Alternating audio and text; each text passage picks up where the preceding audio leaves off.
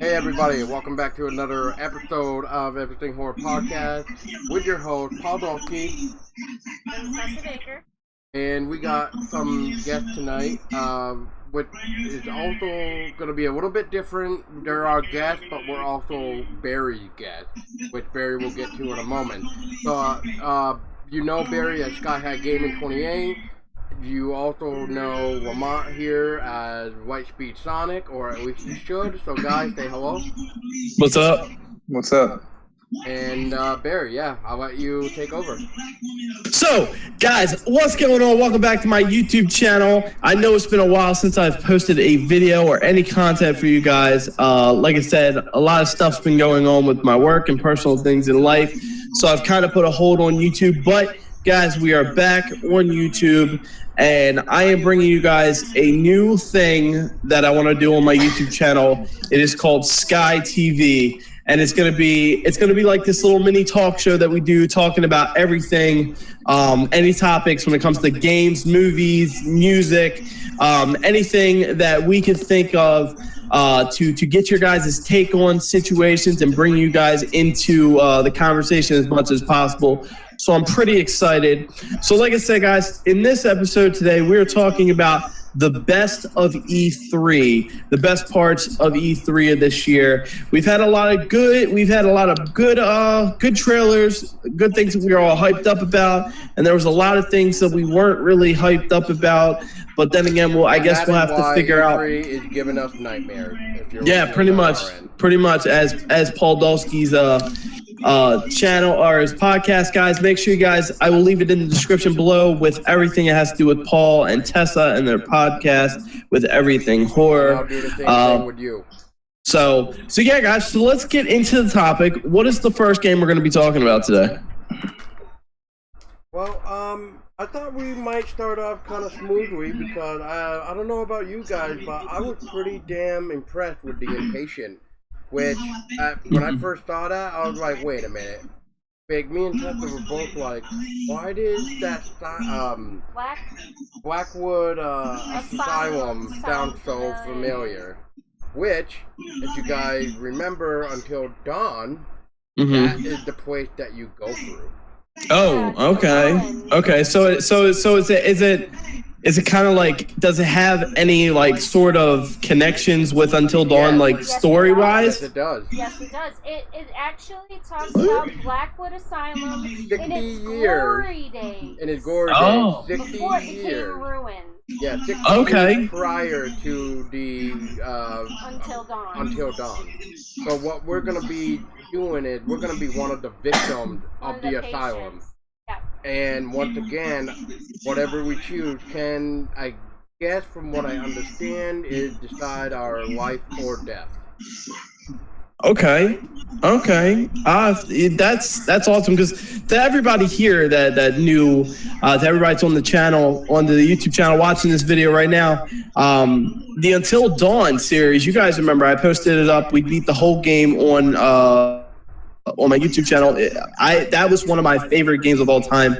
The story was really well put together, along with all the characters and how they had to work well with each other and in such a scary situation. So I'm pretty excited for this game. Unfortunately, I never got to see the trailer for it, so I'll have to check that out. But anything related to Until Dawn, I'm definitely going to want to check out and try out. Okay, I might have to have you... You might get disappointed for a second, because it sounds like it's gonna be a PSVR game. Oh, okay. So it's gonna. Okay. Even then, so you're telling me that they're gonna. That I knew they were gonna do something VR related for Until Dawn, but I knew they were gonna revamp it. So is it only a VR thing? Are we 100% sure it's only for VR? I'm not 100%, but from the conference of PlayStation, that was when it was premiered, was during the PlayStation VR conference part. So Right. Okay. But from what I also hear, they're going to also make it so that instead of clicking on the choices for dialogue for your character, you can actually use your voice command to say what you want to say. Okay. That's I would like that. use your actual voice to talk to the other pages, interact with other characters. By doing certain voice commands, yeah. Oh, wow. Okay. Yeah. All right, Lamont, what's your thoughts on it, man? I mean, I'm definitely excited for that game. It sounds pretty cool. Like, Right. we don't usually get a lot of games like that where you can interact using your voice, or at least any extremely good ones. So I'm excited to give that one a try when it comes out. Right. Yeah, see, that's gonna be. Oh, well, I just want to get this in quick, but the last game that I know of, and Barry, please confirm this unless you know of another game, but the last known game that I know that you can use your voice for the game or whatever is Alien Isolation. Well, I was just about to say that on that realistic thing when you said that every time you were talking, the alien would hear you. So every time like you're talking and you're moving around and you're trying to discuss things with certain people, like your party chat or your stream, like every time you talk, the alien would hear you and it'll bring the alien closer to you, closer to catching you. You. Be alerted by you, yeah. Yeah. Noise in your room. Yep. Honestly, I can't remember. Honestly, I don't think I can off the top of my head. I don't think there's another game that you could give commands or that uses your voice. You know what I mean? I mean, the only thing I know of is really like Until Dawn when they did with the whole keeping the controller steady. You know what I mean? That was like the only interactive thing I really know that. But that wasn't with your voice. Well, that was just they. Not just that though, Barry. But not besides just steady, like holding your controller still and Until Dawn. But if you what's the word here? Change the option to use your controller to pick the choices for you. Oh yeah, I remember that too. There was a game on PS3 that used your voice. I don't know if you remember Binary Domain. It was a shooter. I've heard of it. I never played it and I never experienced it, but I do know what you're talking about though. Like I do know the game. I heard of the game. Yeah, you could Binary Domain. You could tell your team to give you like suppressing fire and the hold back and stuff like that. I'm not familiar with that title. I'll have to look it up after this podcast. All right, so that's gonna be a game that when are we expecting to get that game, Paul? Do we know? Maybe next year. So okay, so it's coming out. So they're pushing that for more of a next year type thing. Yes. From what I guess understand maybe, but then again they didn't really give us a release date, so I'm just gonna say next year. Well, like I said, at the end of the day, maybe we'll hear more about that this year at the Sony Experience. Maybe they'll give us more on it as the time gets closer to it, and maybe they'll give us a better release date. Maybe they'll give us more information about it, and all that stuff. So we're definitely gonna have to stay tuned, guys, for any more information. What's that game called again? It's called Inpatient or Inpatient, yes. Being Impatient. Okay. Before we continue, Tessa, what are your thoughts on the? I'm actually about it. Especially finding out that it has ties, and it actually is for Until Dawn, and it's inside the asylum before it's. So I'm actually very intrigued by it, and I'm looking what they Right. Right on. So, all right, guys. So skipping ahead a little bit, let's talk about a game that I know we're all, well, maybe we're all, but I'm pretty excited for, and that's Shadow of the Colossus coming back to the PS4 in a remastered version. So tell me, what are your guys' thoughts about that? Hang on, Barry. Not remastered, full-blown remake. Oh, it's a full. Oh, I'm sorry. I stand corrected. It was a remake. It's a complete remake of the game. Complete remake from using PS4's technology.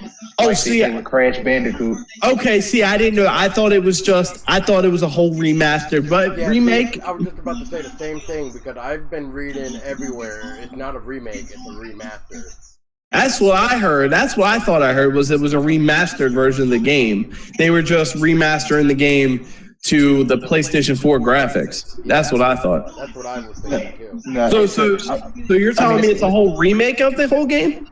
Yeah, I mean it's gonna have like the same story and everything. It's just like just picture the PS2 and PS3 version never happening. Right. Okay.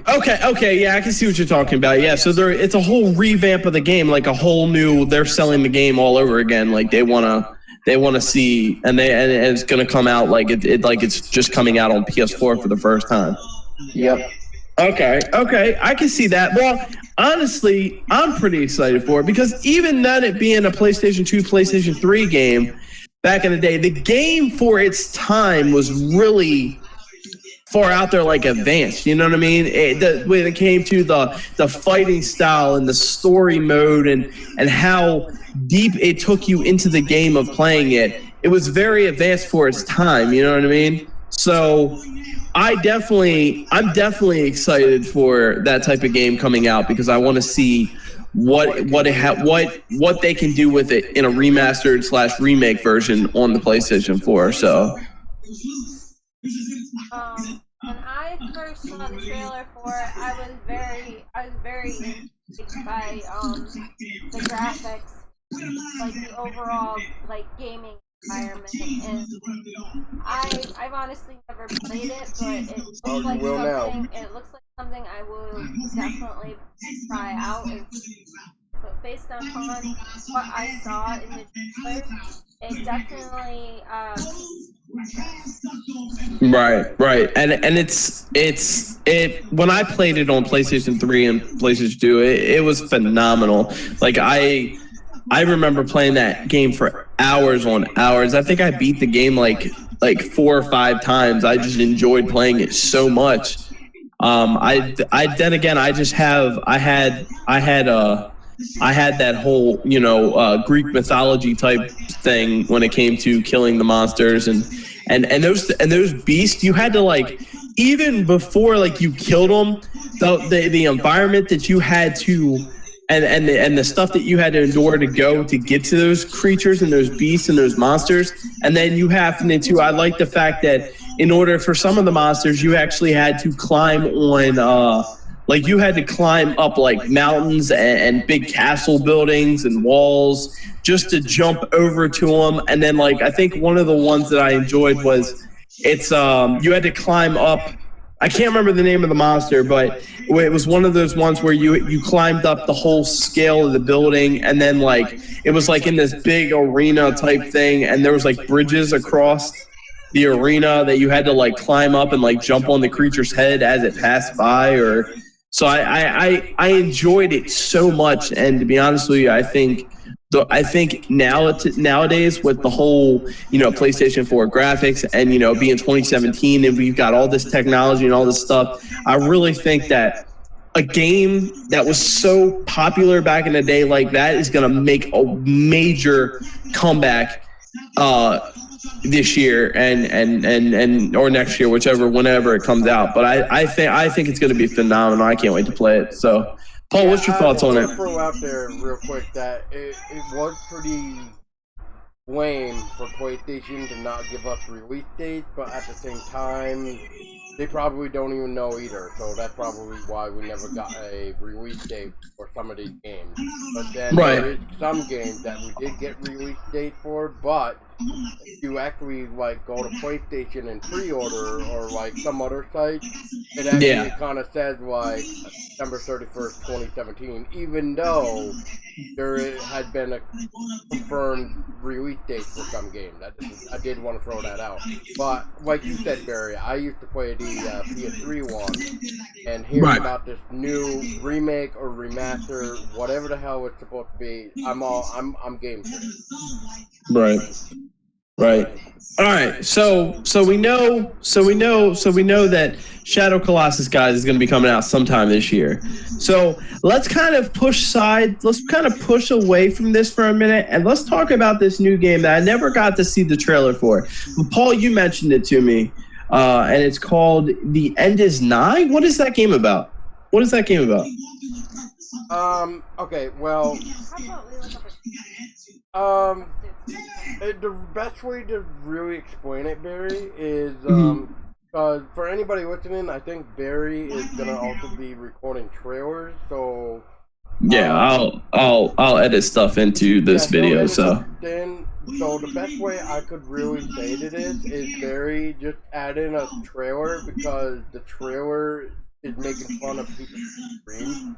But the way they do it, though, it's hilarious.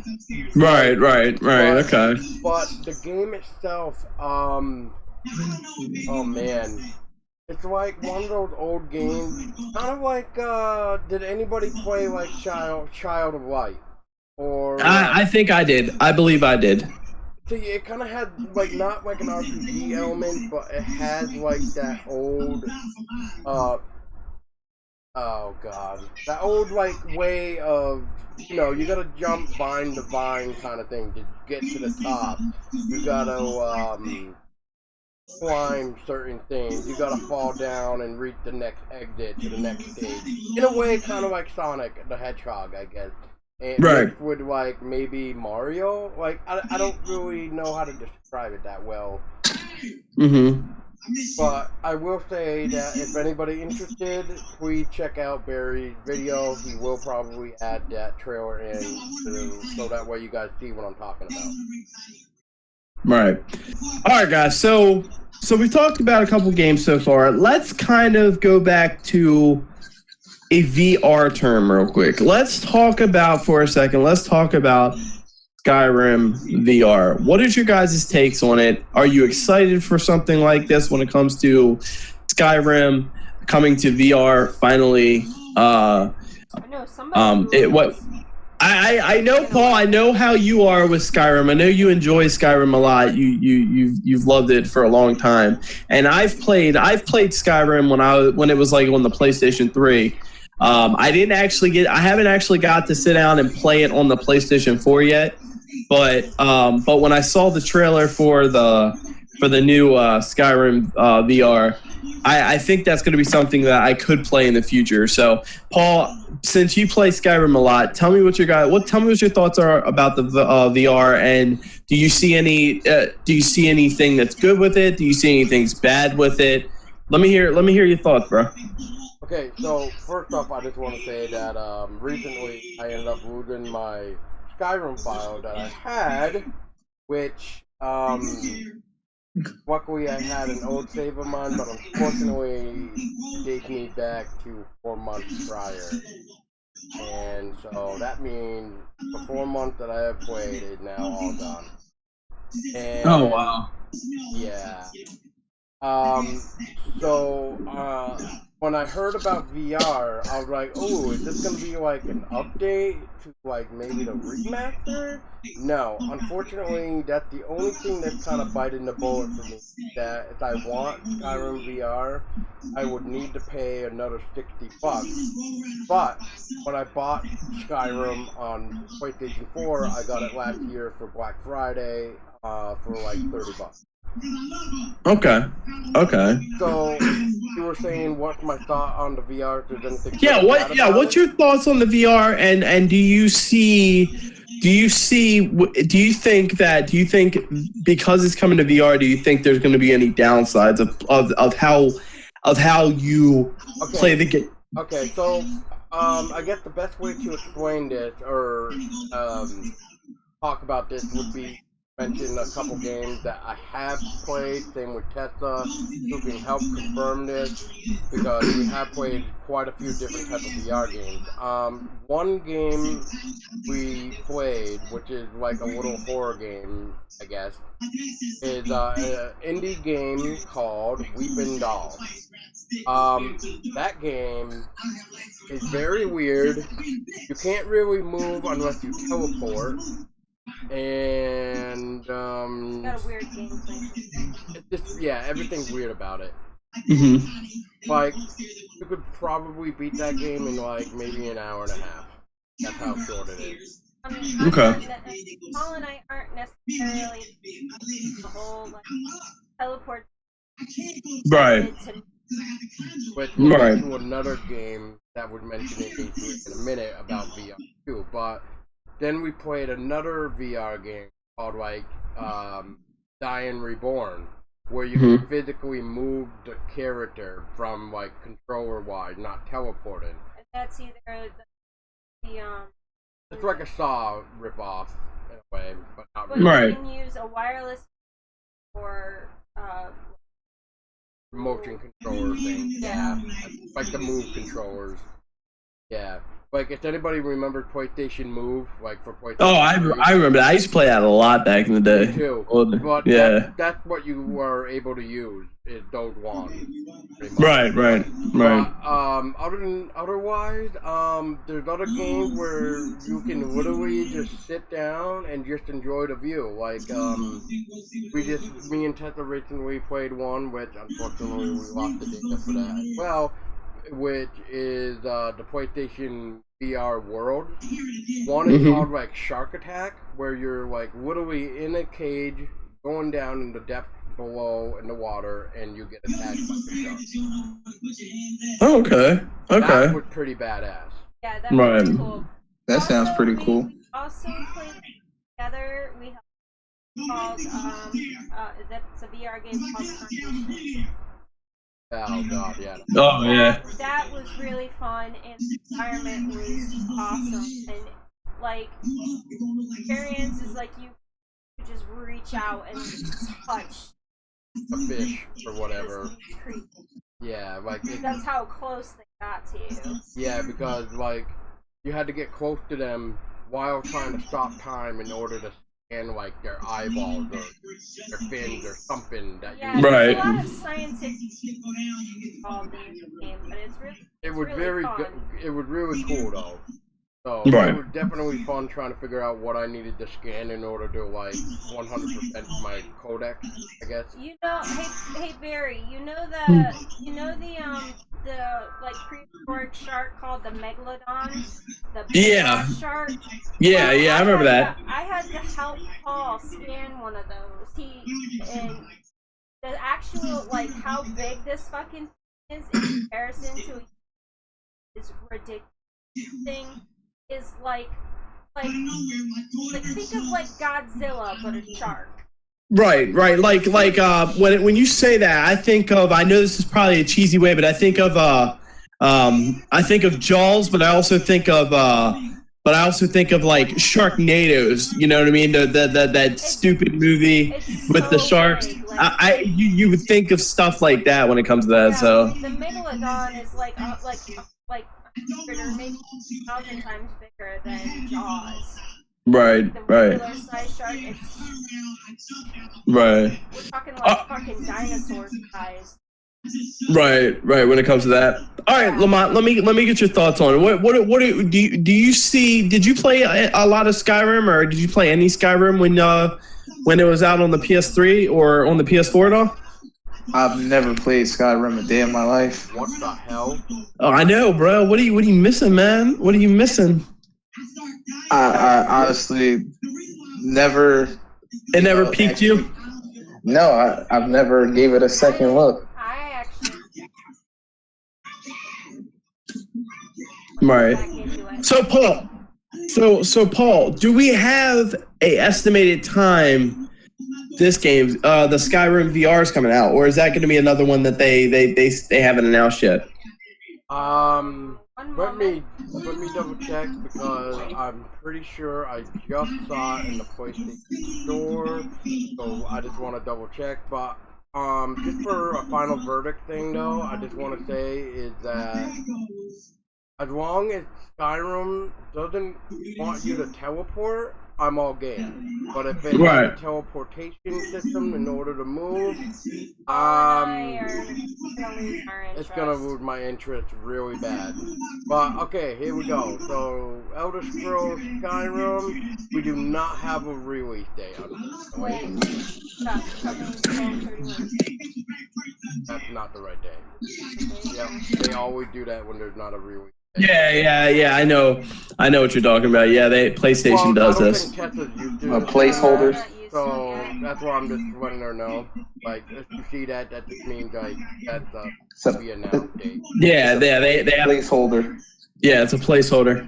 All right, guys. So let's skip ahead off this topic. Let's let Lamont take the wheel because I think Lamont was the one that's been talking about this a lot more than any of us. Lamont, take a lead. Tell me what your thoughts are about Crash Bandicoot coming to PlayStation 4. Man, I'm super hyped for that. The amount of hours I put into those games on the PS1, right? You wouldn't believe. I mean, you got to think about it too. It's our childhood. You know what I mean? It's our childhood growing up. That's the game. That's the game that you went to school, came home, and you begged your mom to get your friends to come over, and you sat in front of a TV for hours on hours to play. That was the game that raised us, or that we grew up on, and you know, to see it come to PlayStation 4, it blows my mind. So go ahead, Lamont. Tell me more of your thoughts, and do you what do you expect to see with the game coming out, and is there anything that you have to add about it? So why don't you tell me? First off, as much as I enjoyed all of them, I'm most excited about playing the third one again. You know, Crash Bandicoot Warp. Yo. I have that on PSP. That's my favorite out of the entire series. Right. And it was such a good game, dude. It was such a great game. I love it. It's hard, like, you don't want to talk about it because it's just like, or like, even when you talk about it, like, I'm not even saying, we're just sitting here talking about it. It's like, all I can think of is my childhood coming back. You know, it's like, I feel like I'm looking like in the past at my childhood every time we're talking about this. So it's like really exciting. And the fact that it releases next month. Yes, and it comes out next month, guys. This month. Oh, this month. It comes out this month. 12 days. Oh, man. Well, guys, at least we know what to expect to see on the YouTube channel and possibly even my Twitch channel and probably Lamont's too.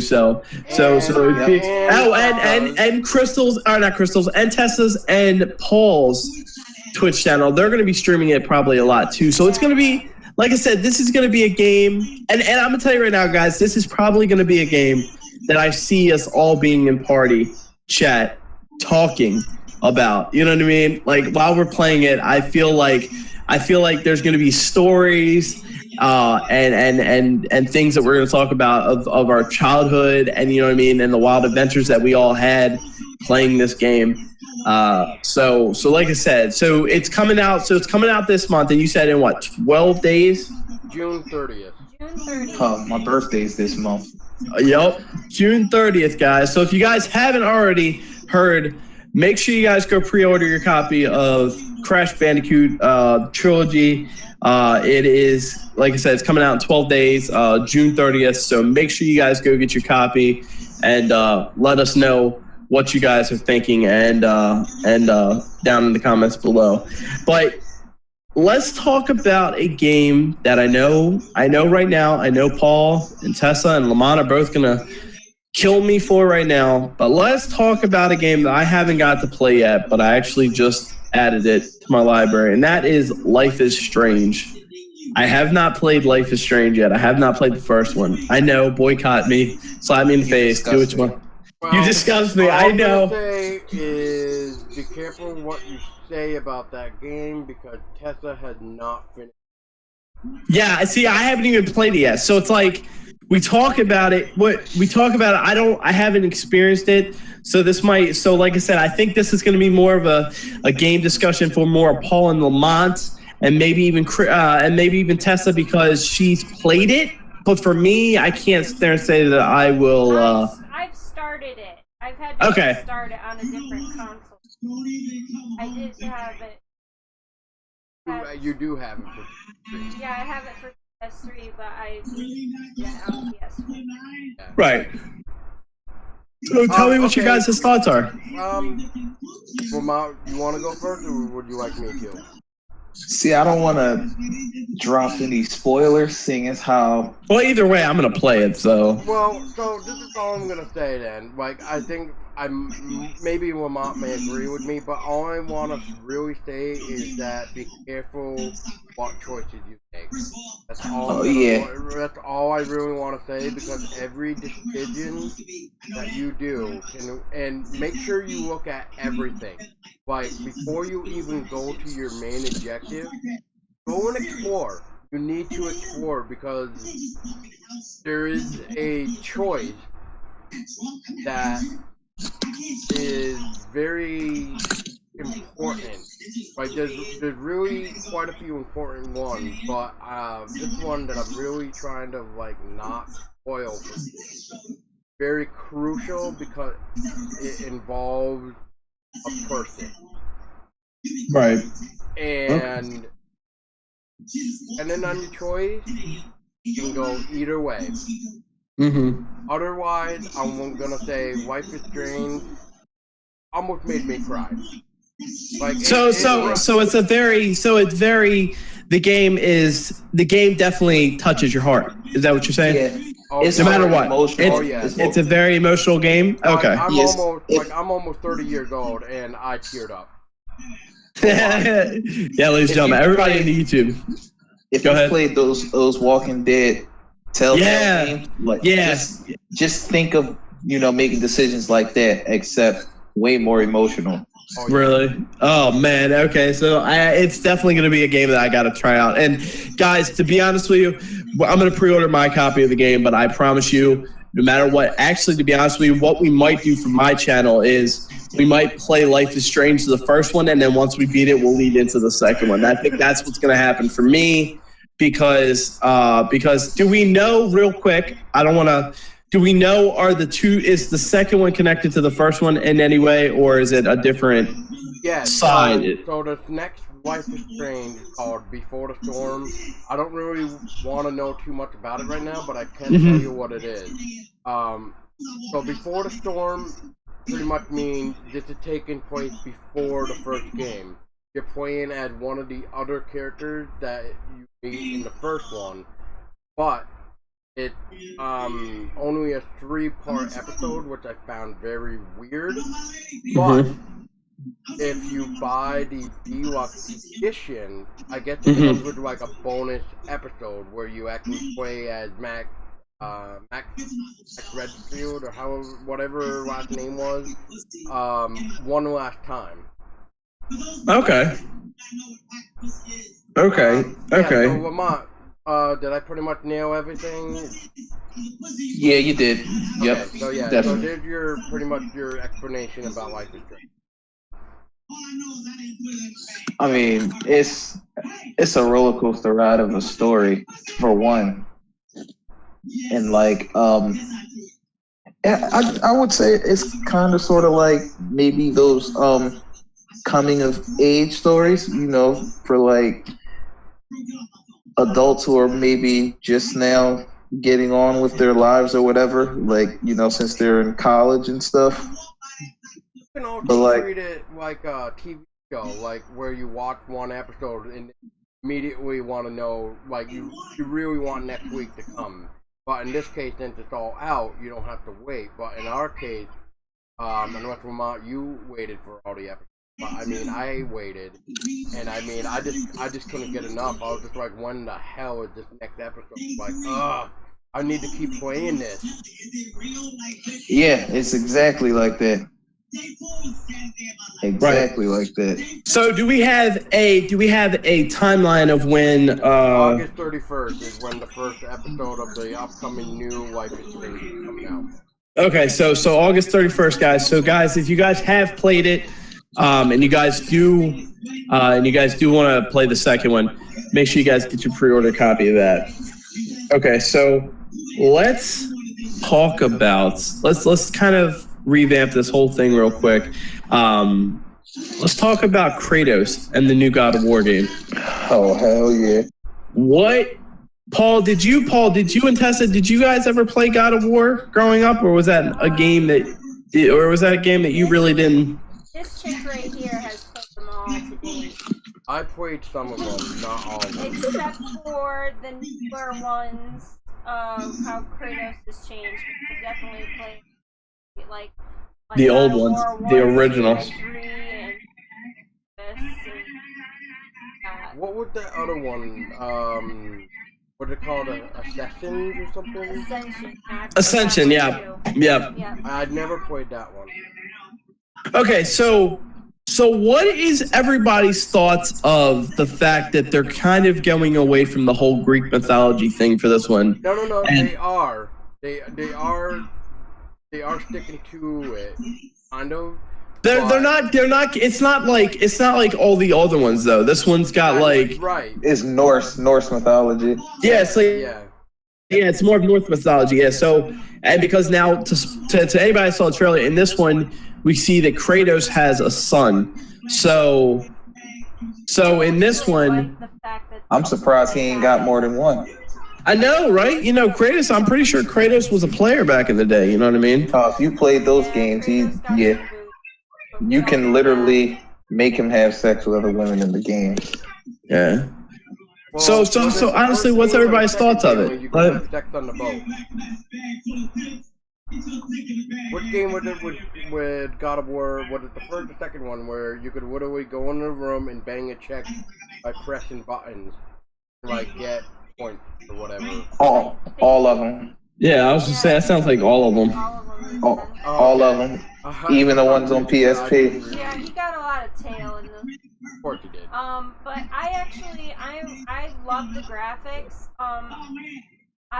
From what I could see of the gameplay, I thought the gameplay was actually good. I like the fact that his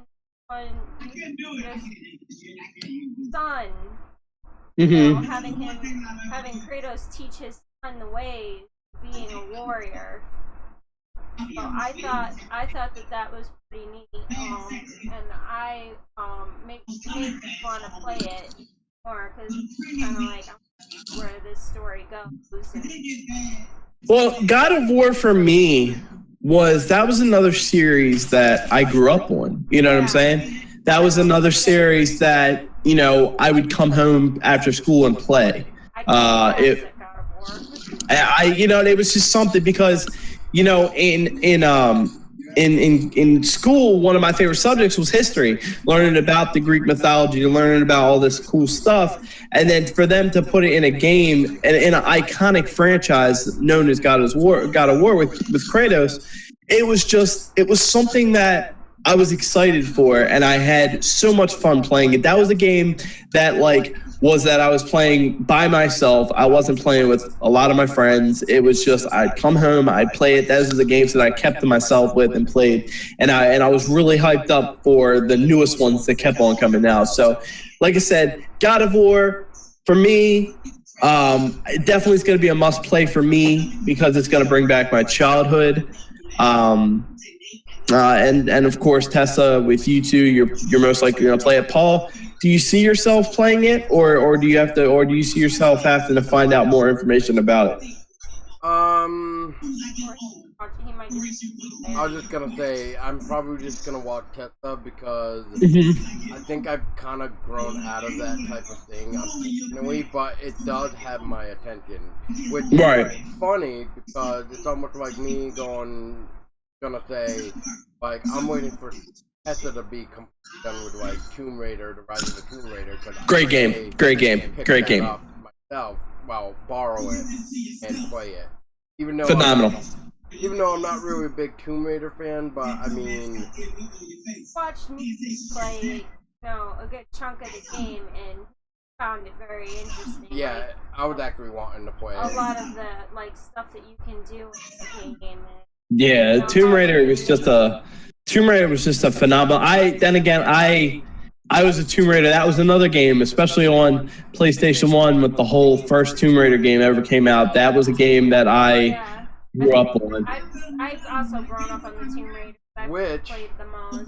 Didn't they do on PlayStation 3 a Tomb Raider like trilogy with the originals or something? Yes. I think I have those too. Yeah, I think I do. But one of the things that I really actually enjoy about the Tomb Raider is the one of the DLCs that you get to is about Baba Yaga, like this forest witch. Yeah, that's actually based on a real legend, right? Yeah, it's based on a real legend. Yeah, so more folklore, so it's awesome. Yeah, that's another reason why Rise of the Tomb Raider had my attention. Right. Okay, so God of War. So do we know when that game's coming out? Early 2018. So it's coming out. So we are 100% sure. We don't have exact date on it yet, but we do know it's coming out in 2018, not this year. Yeah. Hold on 1 minute here. Let me confirm this, but I can. I'm pretty sure if I remember reading it, I'm pretty sure it comes sometime 2018. Yeah, so yeah. I can tell you. Right. I'm interested in God of War because it's the way they were explaining it. It seemed like it's not just like a story about him teaching his son to be able to defend himself, but more of a redemption story for Kratos too. Okay, I have a question for you guys then, because I think it was on the very first ever gameplay. So what were you guys thought when Kratos wanted his son to take out the deer, but it looked like the son didn't really want to hurt it? I think that's more of, and Lamont, back me up on this one if you see me being wrong, but I took it as it's a life lesson. His father wasn't around, and his mother passed away, and he was sheltered. He didn't know how to hunt. His mom, he says, I think in the trailer, that his mom taught him to fish and all this other stuff, and she taught him to do small things.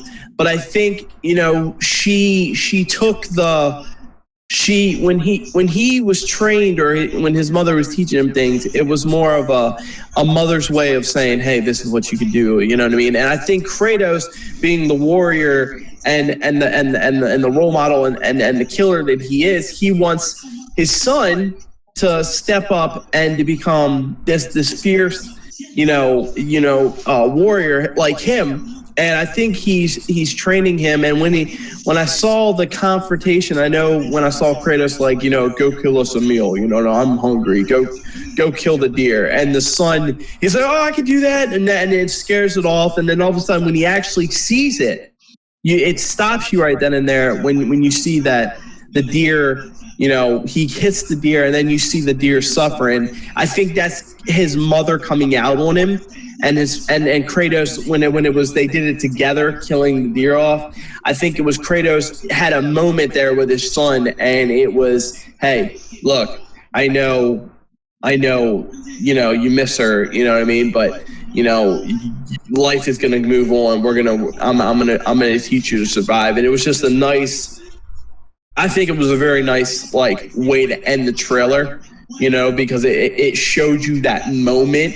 It showed you that special connection, that moment that we've never seen Kratos. You know what I mean? It was very confusing at first, but it was really nice to see that, hey, look, let's take away from the killing for a second. I have a son. You know what I mean? So I want to be a father for a second. You know what I mean? You saw that transition of warrior to father figure in a heartbeat. You know what I mean? And I thought that was really good.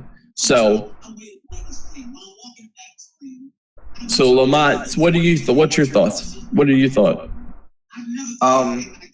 It's, well, back to what I was saying about it being more of like a redemption story. And you were right about what you were saying, as far as about like a life lesson and stuff. Mm-hmm. But I think it was also too maybe like how Kratos was trying to teach him a lesson, you know, about being stronger. His son was probably also trying to teach him a lesson without him actually knowing that he's doing it, by saying there are also ways to go about life other than just pure violence. So, like the very first gameplay trailer from last year's E3, the whole they were talking about Kratos' anger, like how he's trying to learn to control his anger. I don't know if you remember, but there's an anger meter in the game when you're playing, that when it fills up, he goes into a mode called Spartan Rage or whatever. From him, no, I missed that. It's like him getting extremely pissed off, and they were saying like that plays like a pivotal role in the game because he's trying to redeem himself. He's not trying to be an asshole like he used to. So there's going to be moments in the game like the part we were just talking about with his son, like where he got upset for a little bit because he didn't kill the deer and stuff like that. Well, the meter was filling up for a second.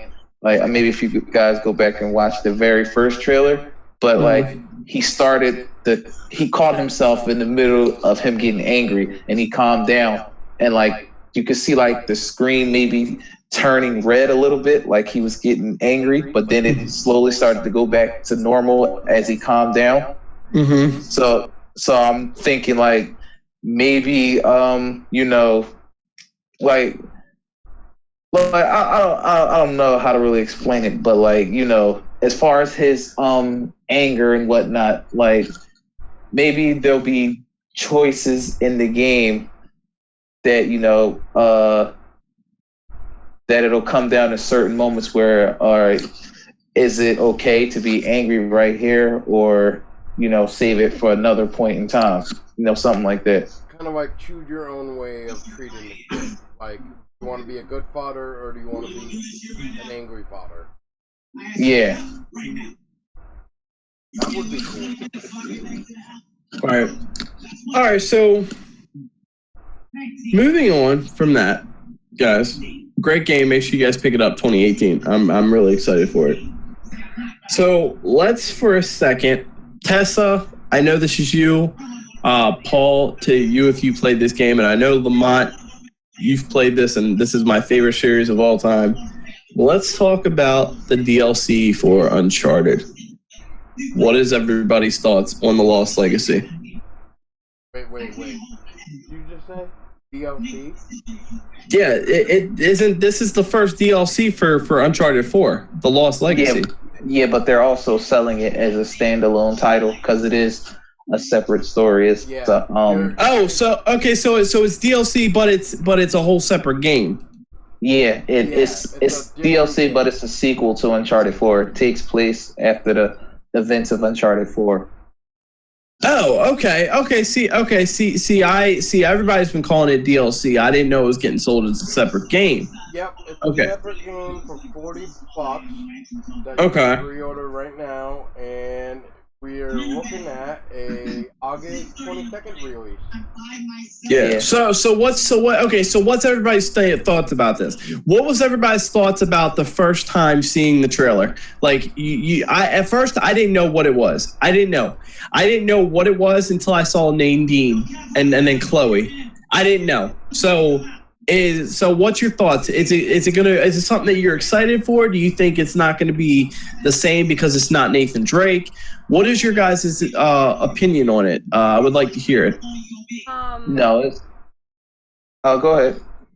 All I really have to say about it is it looks interesting. It looks good. I'll definitely try it and see if I like it.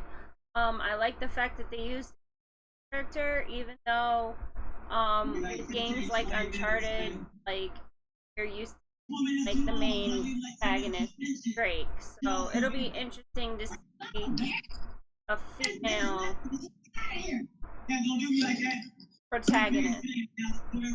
I mean, you gotta think about it. To all the characters, I mean, you couldn't pick two more better characters that are protagonists, Chloe and Nadine. I mean, Nadine in the fourth one was just a complete badass. I mean, she was kicking butt and taking names. And then Chloe, ever since the second one, she's been really cool. She was one of my favorite characters playing as Chloe, because she knew how to persuade and she knew how to play her role. She get the job done, but she also had finesse in what she did and how she did it, and I enjoyed that a lot. And actually, to be honest with you, I'm really excited because I was kind of bummed out that you didn't see her in the fourth one at all. You know what I mean? So I thought maybe you saw since Drake's brother came into the Sam came into the picture, and then you had Nadine, and then Elena, and what's the dude's name again? Sully. Sully, yeah, Sully.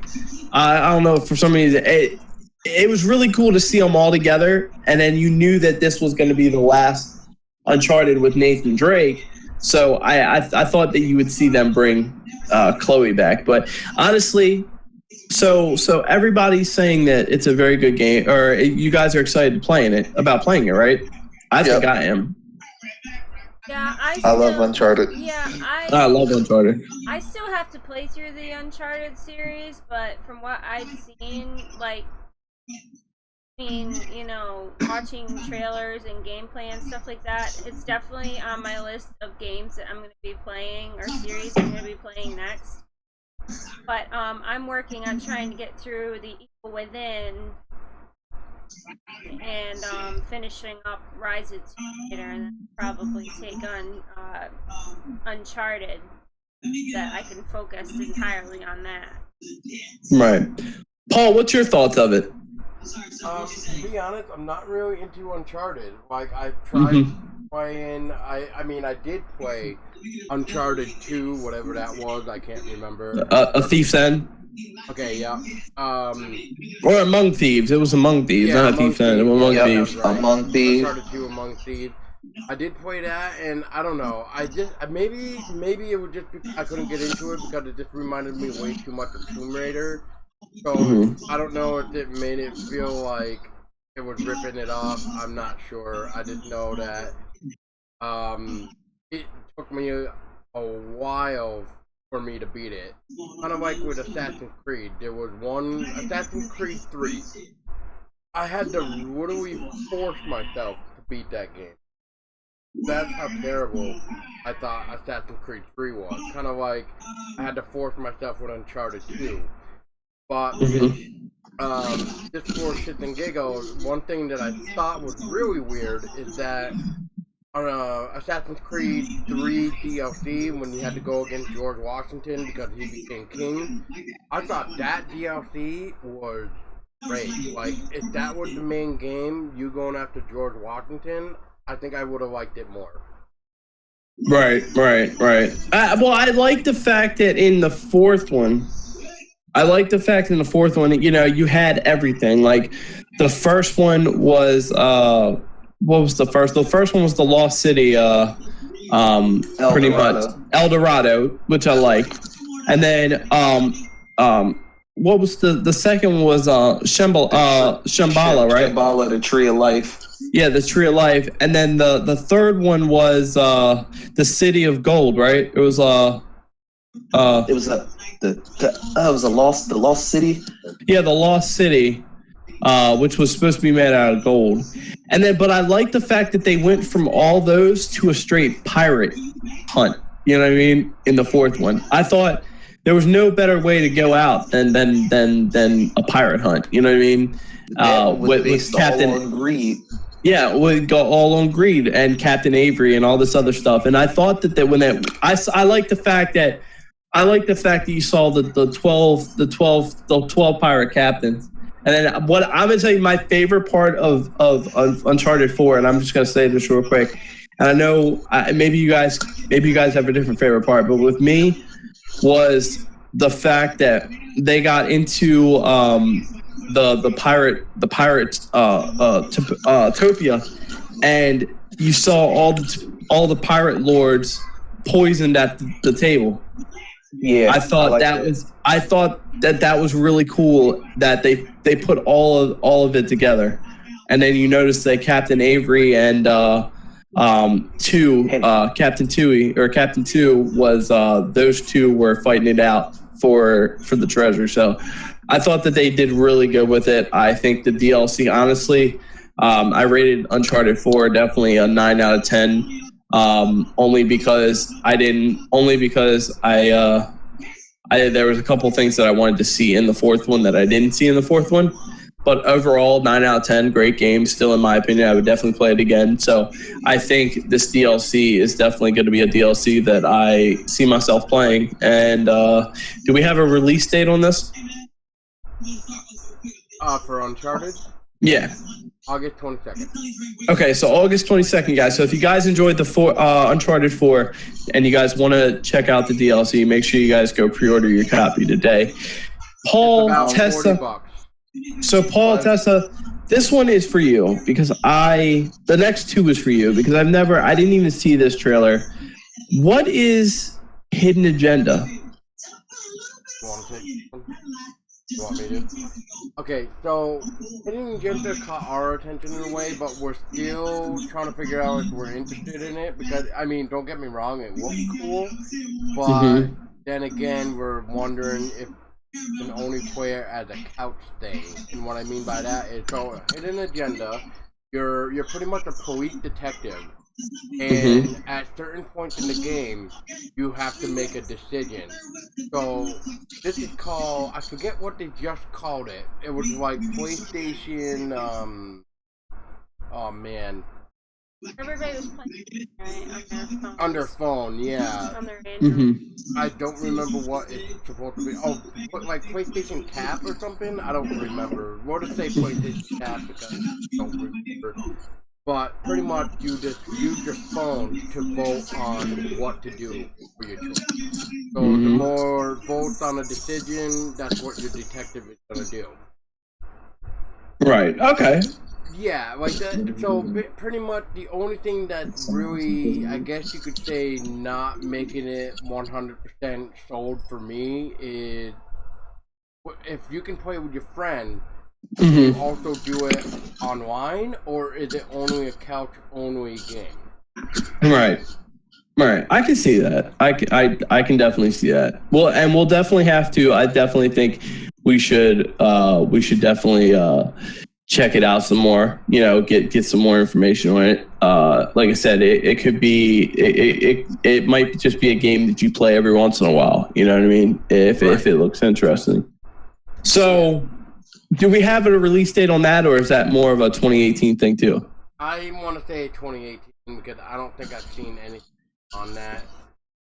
So I'm gonna just throw out another 2018 game. Okay. So let's talk about for a second this new game. In my opinion, it has more of an inside. As more of an inside the game inside and what is it? The Never Alone game. This Moss game. Is this the one with the mouse? Yes. Yeah. It's the one with the little mouse. I saw the trailer for this.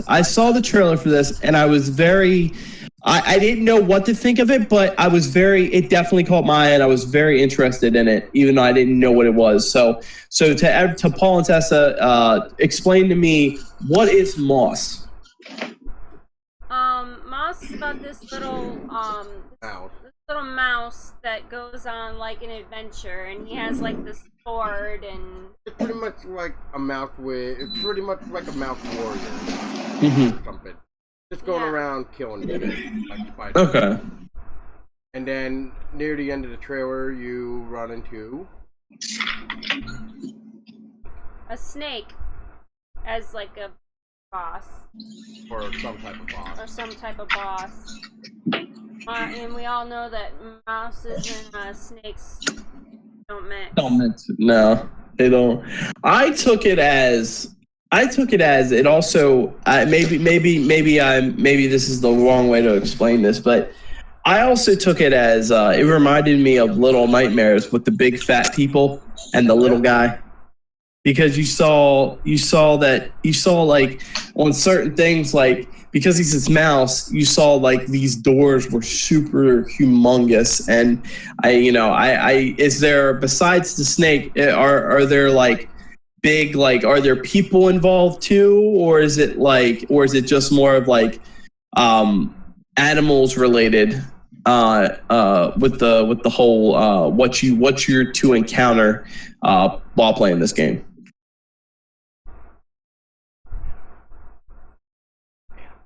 Are you going to be encountering like people, or is it more of only of an animal aspect? Animal aspects. Oh, okay. Yeah, that's what we seem to have only seen anyway. It's just animals. Okay. Well, what about this one? Do we have a release date? Do we know when it's coming out? Is it going to be another 2018 thing? 2018. Okay. All right, so Paul and Tessa, this one's probably for you too. I didn't see the trailer for this. And maybe even Lamont, you probably saw this. What is Call of Cthulhu, whatever. Call of Cthulhu. Call of Cthulhu. Yeah, whatever. It's whatever. It's Cthulhu is from the well-known author H.P. There we go. H.P. Lovecraft. Okay. So, if anybody knows the story, that's what pretty much the game's gonna be. And from the look of the graphic wise, it looks spot on. It looks amazing. Especially the cultists and the I almost want to say dream like segment or something, whatever we were trying to figure out that was in the new E3 trailer that we saw. But this is definitely a game that definitely has mine and Paul's interest. Like, okay. It's a day one buy for sure. We're definitely very interested in playing it, and looks like it's right up our alley. And it looks like it's going to be another 2018 game as well. Right. So okay, so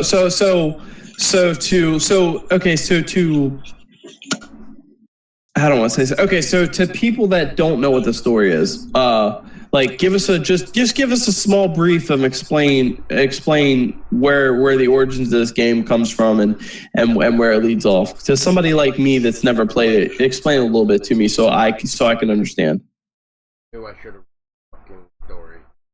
If you give me a minute, I will look find a description or the call of who he's asking about. Okay. Yep.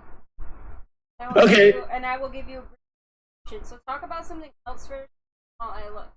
Okay, so that's perfect. Okay, so Lamont and Paul and even Tessa, let's return to Mother Russia and talk about the new Metro game that's coming out that I'm super excited for. I'm super excited for the new Metro game because that was another series that I enjoyed playing on the PlayStation. I actually played it on I bought it on the PS4 when it was on sale.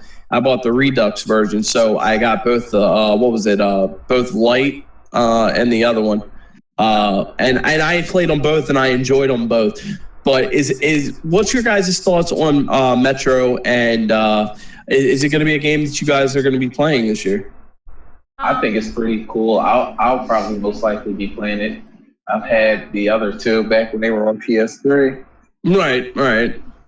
Yeah, it was a good game. I think I like the fact that it was a post-apocalyptic war type thing with this whole gas and how this toxin has spread throughout Russia, killing everything and everyone. And I like the fact that everybody has secluded into the metro and into the subway system just to survive. And it's just I've never seen. It's really cool to see. There's so many colonies that are separated, and how each one has their own story. So I think that is going to be a game that I really enjoy playing. I'm super excited for it. I need to watch and I need to hear more about it. But yeah, I think I think in this one, this is the first time they're also bringing snow into the picture.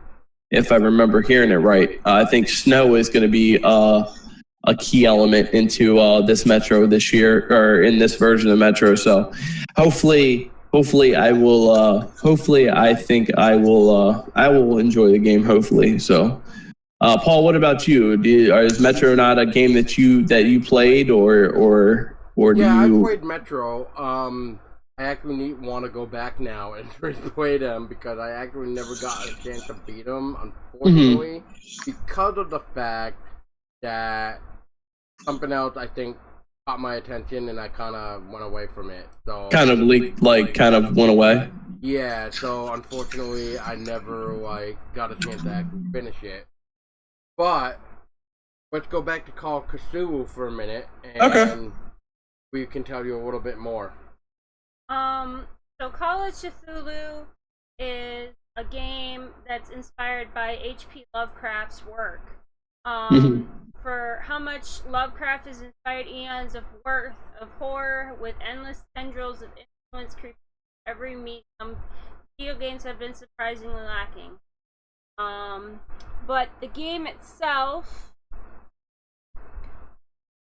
is based on a 1981 pen and paper RPG by Chaosism. The people at Cyanide are styling Call of Cthulhu as an RPG investigation game.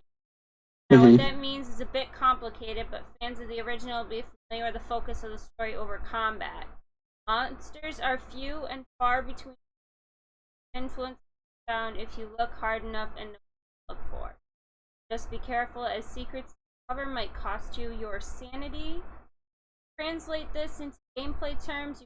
Private Detective Edward Pierce, as with every Lovecraft story, Edward's seemingly mundane assignment reveals itself a clue by clue, a terrifying tale of otherworldly horror. At your disposal are 9 different investigative skills broken down into 3 different brackets based on schools knowledge. You have conversation skills, your detective skills, and your higher learning like medicine and arcane arts. You improve these skills by leveling up and gaining experience by finding clues and overcoming the game's challenges. Correctly navigate your way through a conversation with the groundskeeper and you'll be granted access to attention and experience boosts. Fail and you'll have to find another way in. The dev team said that there are several points to solve each puzzle, so you will never be blocked off from finishing if you didn't put enough points in forensic. But forbidding knowledge comes at a price, meaning you will have to spend your sanity to. So that's pretty much a basic rundown. So pretty much you're going by your sanity, and You're a detective. You're a detective, and I guess from the sound of this, the more you lose your sanity, the more you're losing focus on, I'm assuming, your world or whatever's going on. Right. Okay. So I mean, it sounds like an interesting game. I've never played anything before that, so I think when it comes to that, I think that'll definitely be a game that I try out, and I will definitely probably end up giving my review on it. Honestly. We can actually finish this article if you want. There's only 2 more paragraphs left because go ahead. This is all screenshots afterward, but yeah, I'll let Tessa finish up then, so that way anybody that doesn't know can learn more. Now, when you aren't sleuthing out clues and delving deeper into the hidden, profane foundation of our universe, you'll be looking around and avoiding abominable horrors. What we saw in the demo was a brief chase through a gallery of the occult, the centerpiece a painting with a sinister depths. As the macabre creature crawls from the canvas, Edward is forced to take refuge in a nearby cabinet. Unfortunately, his developed claustrophobia causes him to panic. Stay in the closet too long and you'll run the risk of having a heart attack. Phobia mechanic will alter how you play the game and develop based on pivotal events in the story. It's reflective of the phobia mechanic in the pen and paper game, where strong breaks in sanity will result in a. So before we go to the last paragraph, now what do you guys think of that? Stay in a closet too long, you can actually have a risk of having a heart attack. Now that is something I don't think we've ever seen in a game. No. Well, yeah, I think it's gonna be cool because honestly, it keeps you on your edge. You know what I mean? It keeps you on your edge and it keeps you moving. You know what I mean? It's not gonna, it doesn't keep you all cooped up hiding and all that stuff. So I want to see how that's gonna affect things in the future. But go ahead, Lamont. I'm sorry, I didn't mean to cut you off, buddy. No, go ahead. You can continue. Oh, I finished. So go ahead. You do your. All right. Well, does Vermont want to say something? I thought I heard him say something. No. I was saying, like, I guess it's kind of forcing you to use your wits or whatever, you know, trying to make sure you're not hiding from the enemy too long, kind of like forcing you maybe in the combat. Kind of like you're dreading too much, like almost like in real life. Maybe like you would think, like, would you think if you hid too long, do you think your heart would race to the point where, because you're overthinking, like, man, should I get out of this closet? Should I stay in here? Like, if I go out of the closet, am I gonna get killed? Or if I have a chance to escape? Like, it's probably, I don't know if that's what they mean by their way of what they were just saying about their they just said the phobia mechanic, yeah. So I wonder if it's trying to be based on, like, maybe real life. Like, if you freak out too much, could you give yourself a heart attack? Like, could we actually give ourselves a heart attack if we were in grave danger like this long? Like, if we overthought something? Maybe that's how they got out of it. But yeah, so let's finish up this article, and if people want to see the screenshots, head on over to dreadcentral.com to learn more about Call of Cthulhu and see. So, in an attempt to thwart the beast, Edward grabs the dagger and runs to the painting, driving the dagger deep. The monster similarly thrusts in mandible through his chest. Tough break. Edward, I guess you have to solve the puzzle a different way. The team told me, however, that to solve it certainly isn't through combat. This isn't the same as Dark Corners of the Earth. You won't be blasting your way through your problems. This is a puzzle game. So there you have it. Your first look into the forbidden world of the Call of Cthulhu. With recent released Conanarium, I'm stoked on the future of Lovecraftian horror games. I personally would like to go back to shooting cultists and splinting my broken leg, but I'll take what I can. And what about you folks? Excited for this new take on the Call of Cthulhu? It is not slated until late 2018 for PC and console, so there'll be plenty of time. Plenty of time to see how it shapes up. Yeah, so once again, you guys, you can always go to dreadcentral.com and see the article that we were just kind of brief reading, and you can see more screenshots and the trailer. Alright. So make sure you guys go pick up your copy when the game comes out. Alright, so real quick, I know we're going to talk about this. I know Paul and Tessa don't want to talk about it. Lamont, I'm going to let you talk about it. Let's talk about Spider-Man. Time to get a beer. Let's talk about Spider-Man. Lamont, tell me what your thoughts are about the new Spider-Man game. Man, from everything that I've seen so far, super hyped for it. Right. I like the fact that it's the people, it's from Insomnia, the people that made Batman, which I love that. I love the fact. So it's going to have the fighting styles like Batman, you know what I mean? So I think that's going to be a really good thing. It's going to keep you on your edge when you're playing that game. But let's talk about right now. Let's talk about the suit. The suit alone won me because it's not like any normal Spider-Man suit that you see, right? It's a whole brand new costume. they've done it interactive to where the eyes every time you could tell his type of personality and how he handles certain situations through the with the visor, the eye goggles that they move down, they close down, they squint when he's squinting. So they're very interactive with that. And the suit in general, I thought was really cool because it's something that we're not used to seeing. We're not used to. We're so used to the generic Spider-Man suit that they wanted to give us something new. So, what's your thoughts on the suit? I think it's very creative for the game. Like, something different. Right. Makes it seem like, they're trying something fresh. Mm-hmm. Right. I totally agree. But let's real quick talk about the E3 review or the E3 trailer for that. Yeah.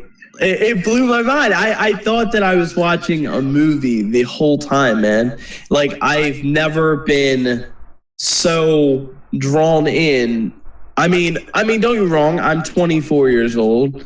I'm a big fan of Marvel / DC when it comes to those comic book heroes. But the fact that it's a new game, made by Insomniac, and they just went all out with the trailer, man. Like, the trailer, when I was watching it, when it ended, man, I was so upset, man. I didn't want the trailer to end, man. I thought I was watching a movie, but they did a really good job. Do we know right now, besides, I know Kingpin's in it, but do we know what villains are actually in it? No, they didn't confirm any except the one that was in the helicopter. But they did confirm that he isn't just one of the story quests, or that could be like a side quest. Right. Yeah. They never announced if he's going to be like if he's going to be a main villain or if he's just going to be like one of those side things. Like, you remember, like when Batman did it, he had all those side missions. So honestly, I think he's going to be. I think it's going to be. There's going to have to be more take on it. We're going to have to find more about it. We still didn't get a release date officially for the game yet. But guys, if you guys haven't already, check out the trailer. It's going to be phenomenal. I think it's going to be a game that it's going to be a fun game. It's not for everybody, but for those comic book fans that grew up being a Spider-Man fan and to any comic book fans, I think that's going to be a game that you will see yourself playing. And I promise you, well, I can't promise you, but I know it's probably the way the trailer looked. I'm pretty sure when you actually officially play it, it's going to blow your mind and you're not going to want to put the controller down, because that's what I took out of it when I watched when I saw the trailer. Yeah. So is there anything else about the Spider-Man game, Lamont, that you actually want to talk about and bring up? Well, I wanted to correct you on earlier when you said that it was made by the people that did Batman. It's actually made by the people that did Resistance. Is it Resistance? Is Lamont cutting out on us? Can you hear me? Oh, I can hear you. Okay, now I can hear you. Yeah, I was saying. You are cutting out, though. Oh. All right, how about now? Okay, we can hear you now. What's up? I said I actually wanted to correct you from earlier. It's actually not made by the people that did Batman, but it's made by the people that did Spyro the Dragon and Ratchet & Clank. Oh, okay. Well, somebody brought up that it was made by the people that made Batman, so that's why I thought it was by the people that made Batman. They borrowed the fighting style from Rocksteady. Oh, okay. Okay. That's what That game is known for Resistance. Well. Oh yeah, true. Resistance. That was another great game. But yeah, guys, so good. Yeah, it was so good. But yeah, guys, so honestly, guys, make sure you guys check that out. This is Spider-Man PS4. It will be coming out sometime probably next year. It'll probably be late next year because one of the reasons why is we haven't heard anything about a release date, but then maybe, honestly, guys, we might hear about it in December at the Sony Experience. So make sure you guys keep yourselves stay up to date with the game as best as possible. If you guys want to get your hands on a copy of that when it releases. Let's see. I think let's talk about real quick. This is Paul and Tesla. Let's talk about Vampire, this RPG game that you play as a vampire / doctor. I think we were talking about earlier. So go ahead, so Paul and Tessa, tell me about this. You're a doctor / vampire set in London time. The new 10-minute video can help describe a little more of the time era, but I think it's like 1800, somewhere around that. I think is what I heard, and I've been trying to keep up to date on this game a lot because there's a lot that can be about the game, especially I guess there's multiple ways you can play the game. Like if you really want to, you can save humanity, or you can kill every single person in the game. That sounds like my kind of game, honestly. So it's weird, and what really catches my attention is that it's an RPG game, but you're playing as a vampire. I mean, what else possibly wish for an RPG and horror game? And Tessa will give you a little bit more about it in a second. But we're looking at a November release date for Windows, PlayStation, and Xbox. Okay. All right, so while she's finding that, guys, let's... She has it. Oh, she already has it? Okay, cool. The plot revolves around vampire Dr. Jonathan Reed coming to terms with his undead condition. So with being torn between Hippocratic oath, his newfound thirsty, the player is under no obligation to dialogue options prompting on which replenishes, which I'm going to pause you for, which we kind of see in some gameplay about that, where some of these powers and stuff, like there's some really cool abilities that you can use. Like one of my favorites is where like he like the shadow mist, and well before the shadow mist even appeared, lifted the guy up in the air and then like swam him against the wall or the ground with like the shadow mist. That's a one ability you can have.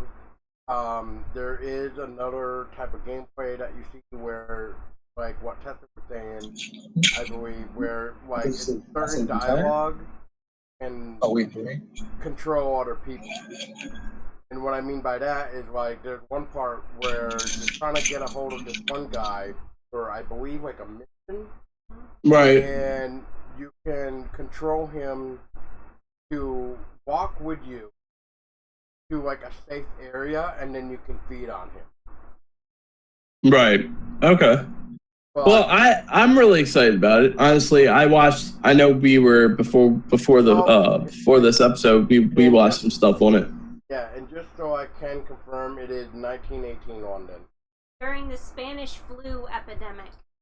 Oh yeah, I remember hearing seeing about that in the trailer when he was talking about the Spanish flu. Yeah.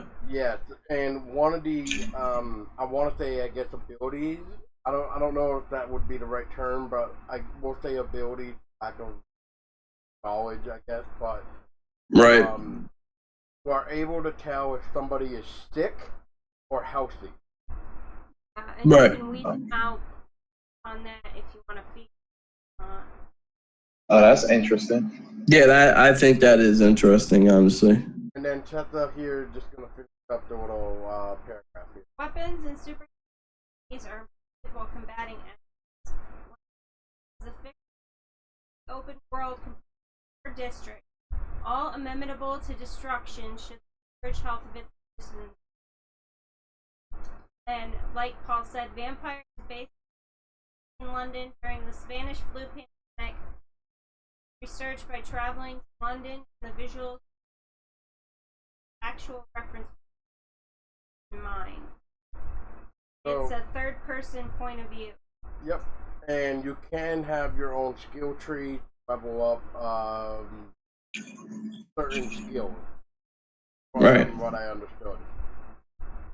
Nice. All right. So, and you said when does that game come out? November. Okay, so 2017. So guys, that's gonna be another game that's gonna be coming out this year. So make sure you guys get your hands on that copy.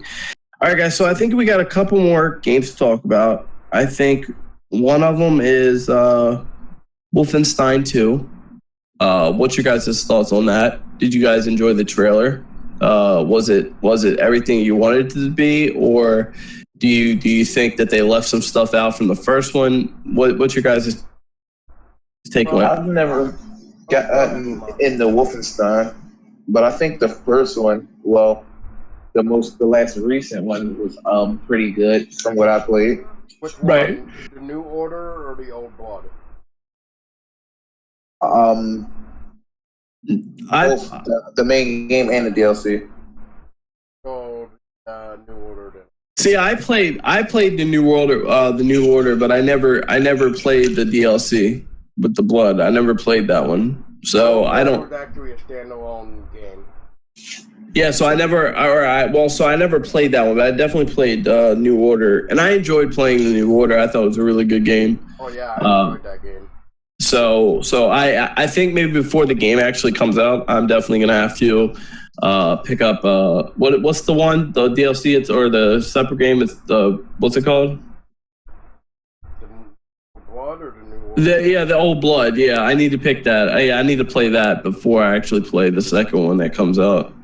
So Tessa, what's your thoughts on it? What did you think of the trailer? I thought the trailer was play the New yeah, I definitely want to play the New Order. Play second Wolfenstein. Right. Yeah. Well, I mean, honestly, I think the first one, the story was really well put together. There was some parts of the story that I didn't understand, but then again, I guess I kind of rushed through it. I never actually took my time and focused on things. I kind of just did a quick playthrough of the game. So I mean, of what I played, I enjoyed it a lot. So. Like I said, even before I play the Old Blood, I might have to replay the New Order. So, like I said, I'll definitely have to take a look at it, and we'll have to see where things lead us. But I enjoyed the trailer. So, and do we have a release date for that yet this year, or is that more 27th.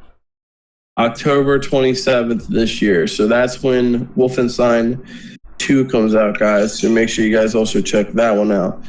All right, guys. Before we move on, I do want to say that if people like collector's edition, there is a $100 collector's edition for Wolfenstein. For Wolfenstein 2, there's a collector's edition. Yep. All right. Well, definitely, guys, make sure you guys check that out. And guys, if you guys have any other questions about all this stuff, make sure you guys look it up. Go to Google, search up things. They will definitely. Google has the answers for everything. So make sure you guys get more information and all the information you guys can before making your final decision. All right, guys. So it looks like we covered everything on our list except for one game that we wanted to wait till last. And I know. Hang on. I got a list right here. I'll take the mic then. To help finish up. Okay. About the last thing. So, one thing that me and Tessa wanted to go back and talk about, because we did kind of start about it, but we never got a chance to go into the other game because we went into something else, but that's okay. But, babe, it is the Doom VR, or as they would say, Doom virtual fucking reality. Kind of like the big fucking gun. And it had my attention at first, and I was like, ooh, a Doom VR game. This sounds cool. Then I went to go watch the trailer, and me and Tessa decided that It started to lose our attention quite quickly when we noticed that by the look of it from the trailer, it looks like your way of movement is the teleportation method. And Paul and I aren't huge fans of the teleportation method. We'd rather be able to and not have to, like, teleport to get to where we need. Yeah, but I almost feel like with a game like Doom, you don't want to use the teleportation. You want to move free. Yeah, so I just wanted to throw that out there. But on that note, I know you Barry, wanted to talk about this, and this is State of Decay 2.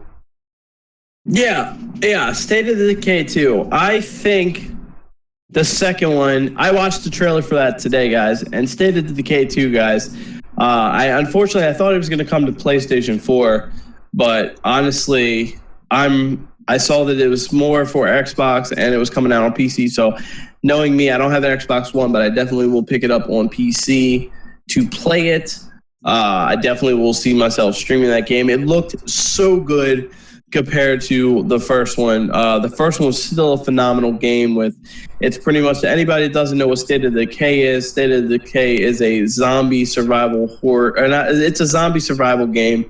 You join a community or you find yourself in a community and you gotta recruit people. You gotta build up walls and reinforcements, and you gotta try to survive the zombie horde.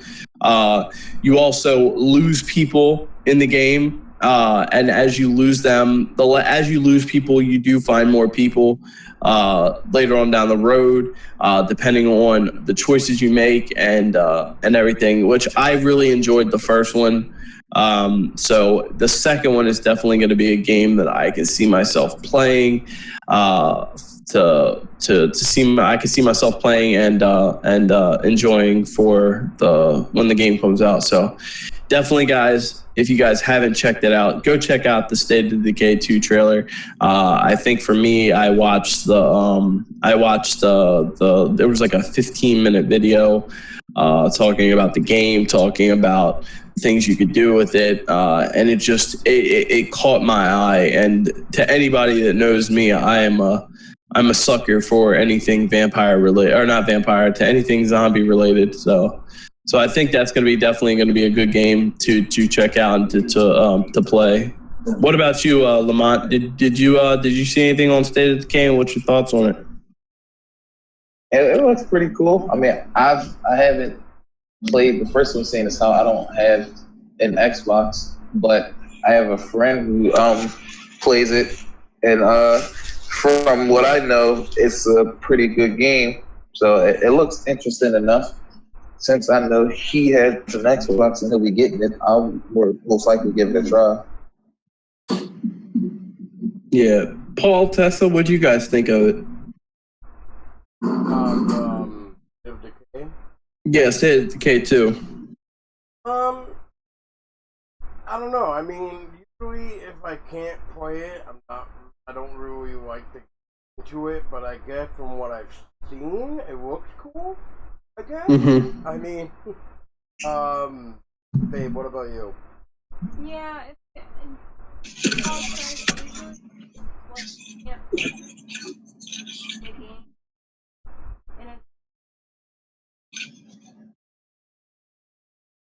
really don't get into it.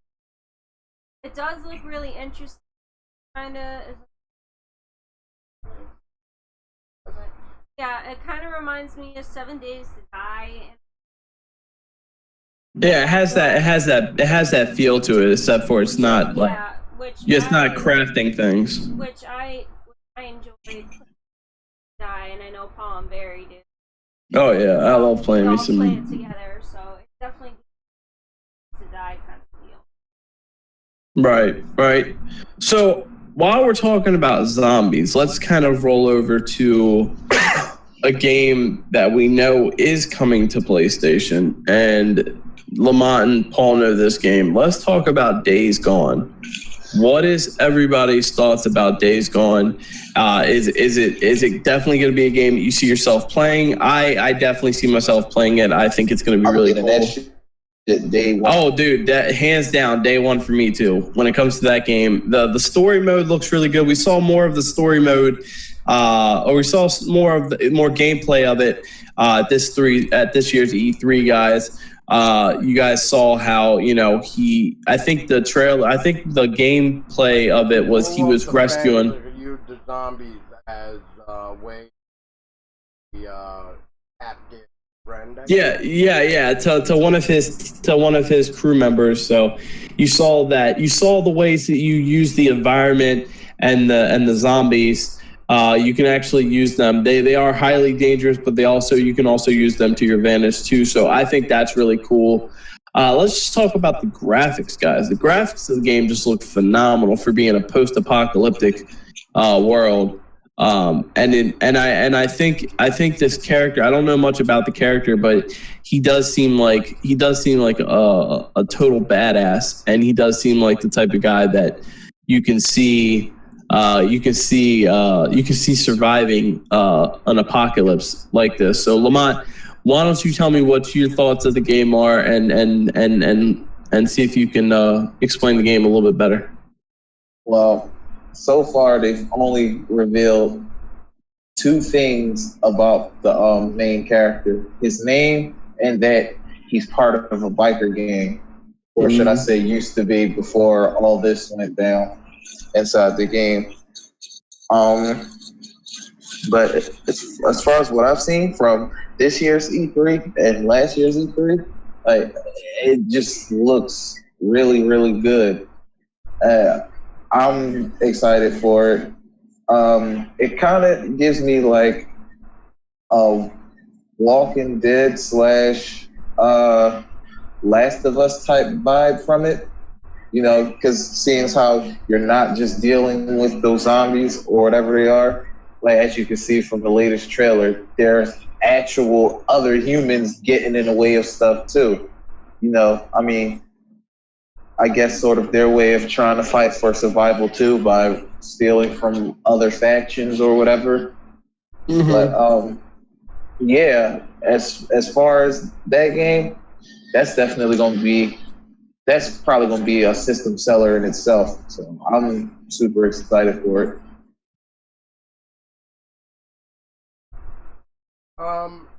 Yeah, I think it's gonna be really good when it comes out. Yeah, I mean, it reminds me kind of like World War Z, but I guess it's a different type of way. Spin-off. Like if World War Z had a spin-off, this would be it. But I can agree with that.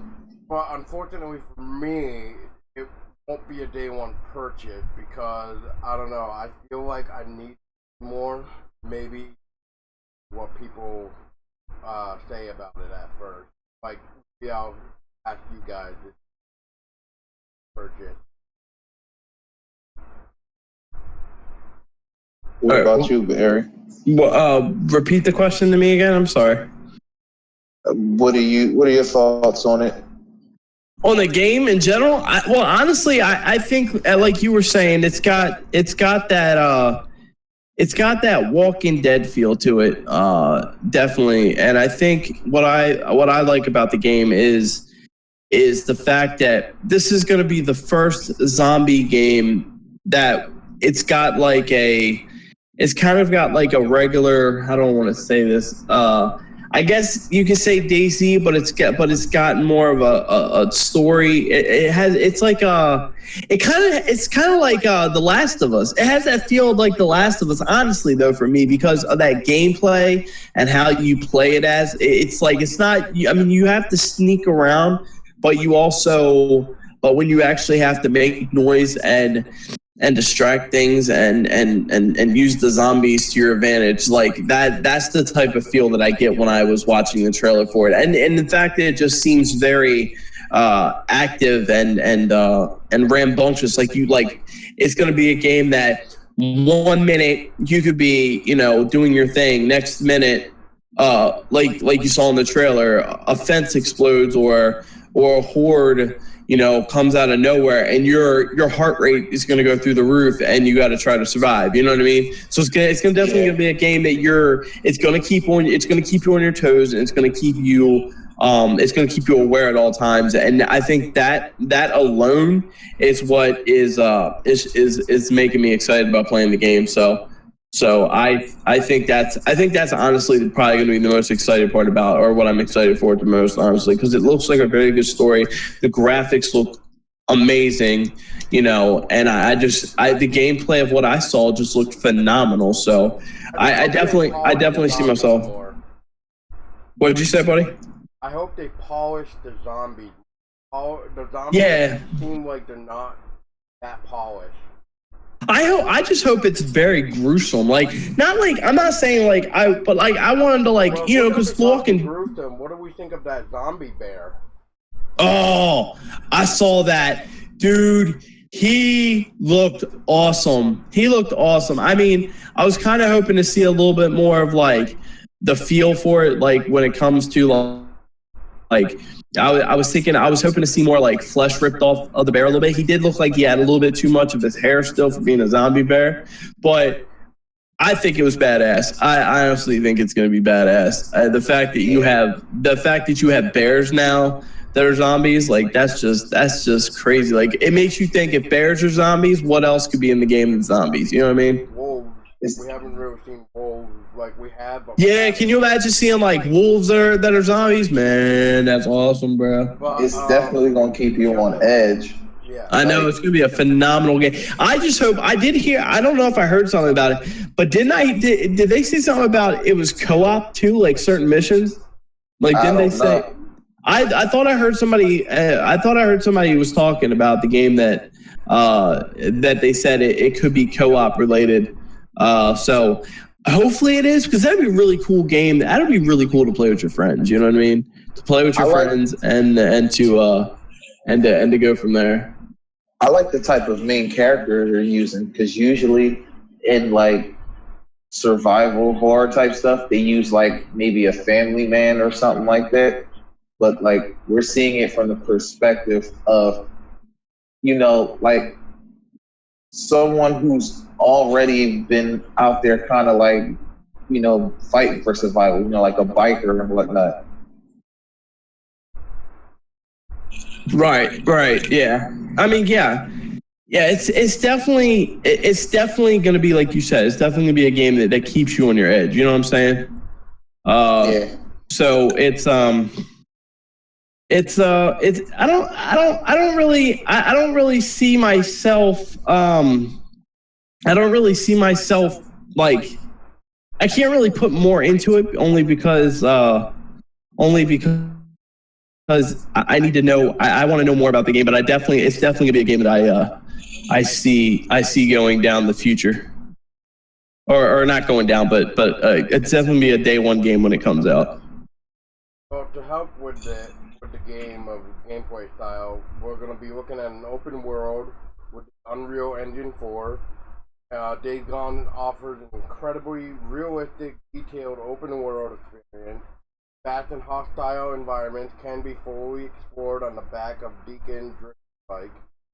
We're gonna also be seeing what they call a brutal sandbox combat.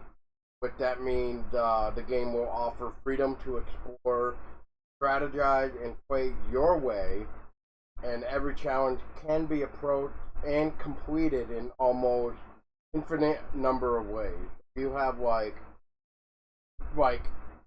almost every possible way out of it too. So, well, I'm definitely gonna play that game as stealthily as possible, especially if hordes are always gonna be like that in that game. Right. Another thing you guys can expect is unique enemies.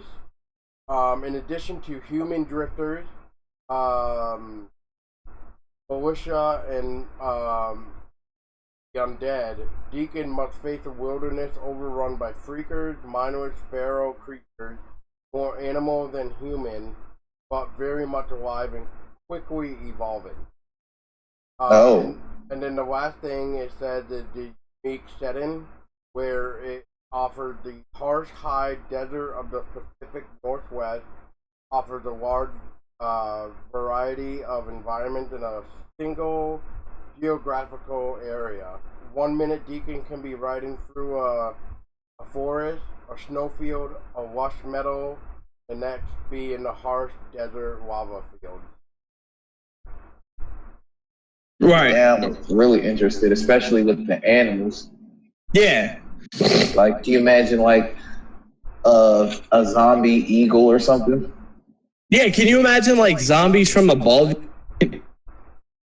If like you see if you see like, you know, like I mean, yeah, we see the whole situation with the you know, the bear and all that stuff. But can you imagine like they revamp it to where it's death from above? Yeah, it's gonna be something. Yeah, it's gonna be crazy, man. I can't wait for that game. Yeah. So what? So do we have it? They still didn't announce when the game comes out, right? From what I can see, it's saying this. Oh, so they. They're saying 2017.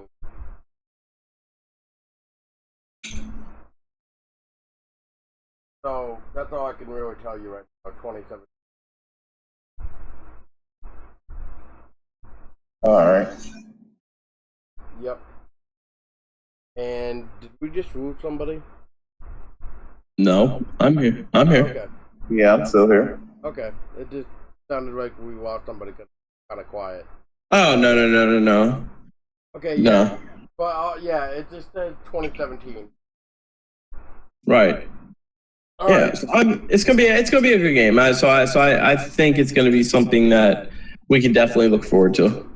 Yep. So are we all set with Days Gone? Yeah, I'm good. Yep.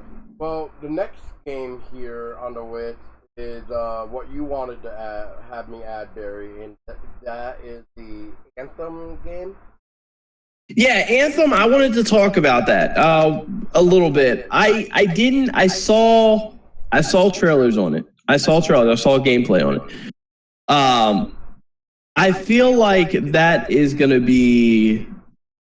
I feel like it's got a Destiny theme to it, except for it's just not like all space driven, like space driven. I think it's going to be a massive game that comes out that everybody's going to like. It looks like it kind of they got the whole aspect of the game that you're pretty much you pretty much got this whole like Iron Man type suit, and you pretty much got to explore the jungles in the world because it's supposed to be this big open world game. So I think, like I said, I think it's definitely going to be one of those games that are popular for a lot of people. It's definitely going to have it's just definitely going to have its community when the game comes out. But I wanted to see if Lamont, I know that told me that you saw the trailer for it. What is your thoughts about it, and do you see yourself playing it?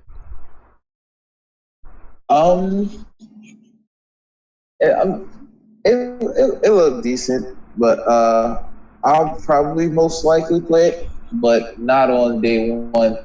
Yeah, that was what I was thinking too. Is like I see myself playing that type of game probably like a month or a month and a half after it comes out, because I want to see. I don't want to jump myself into getting such a game, and then having it be kind of a disappointment, and then feeling like I've wasted my money on it. So I think I definitely want to see what people think about it when the game comes out before I make my final decision if I'm going to buy it or not. Right. I saw. Yeah. But what did you see? no, I was gonna say I have another game if we got a second I would like to talk about, or I would like to get everybody's take on while we're talking about this. Which one? Lawbreakers. I saw the trailer for it today. We watched the trailer for it today, Paul. I never got your attention on. I never got your opinion on it. What was yours and Tessa's take on Lawbreakers?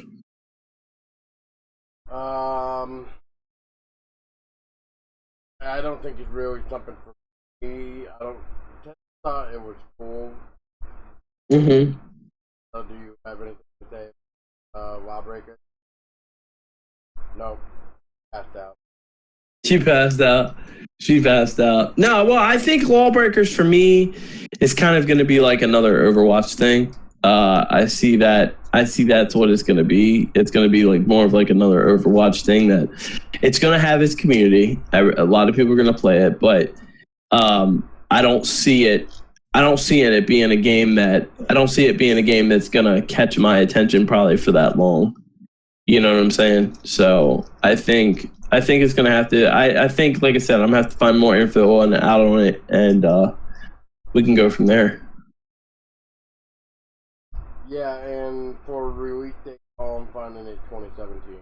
Oh, Yeah, so it's gonna come out this year sometime, but yeah. like I said, we'll have to figure it out.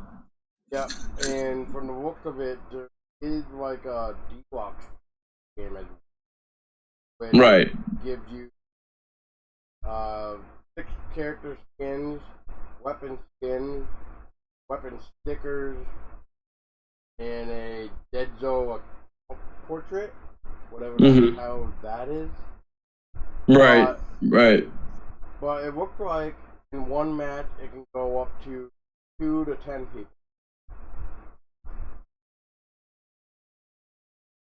Yeah, I think it's going to be a game. I think it's like I said. I think it's going to be a game that, and like I said, it's going to have its community. But I don't. I mean, I don't know, man. I don't know what to fully think about the game yet. But like I said, hopefully I'll be able to find out more information about it. And like I said, if you guys haven't pre-ordered any of these games, guys, and you are interested in seeing it, if we've talked about games, guys, that you haven't seen trailers yet for, but you say that, but the way we're talking about it, they sound interesting. Go check out the trailers, guys. The trailers will definitely point you guys in the right direction to decide if you're going to get these games.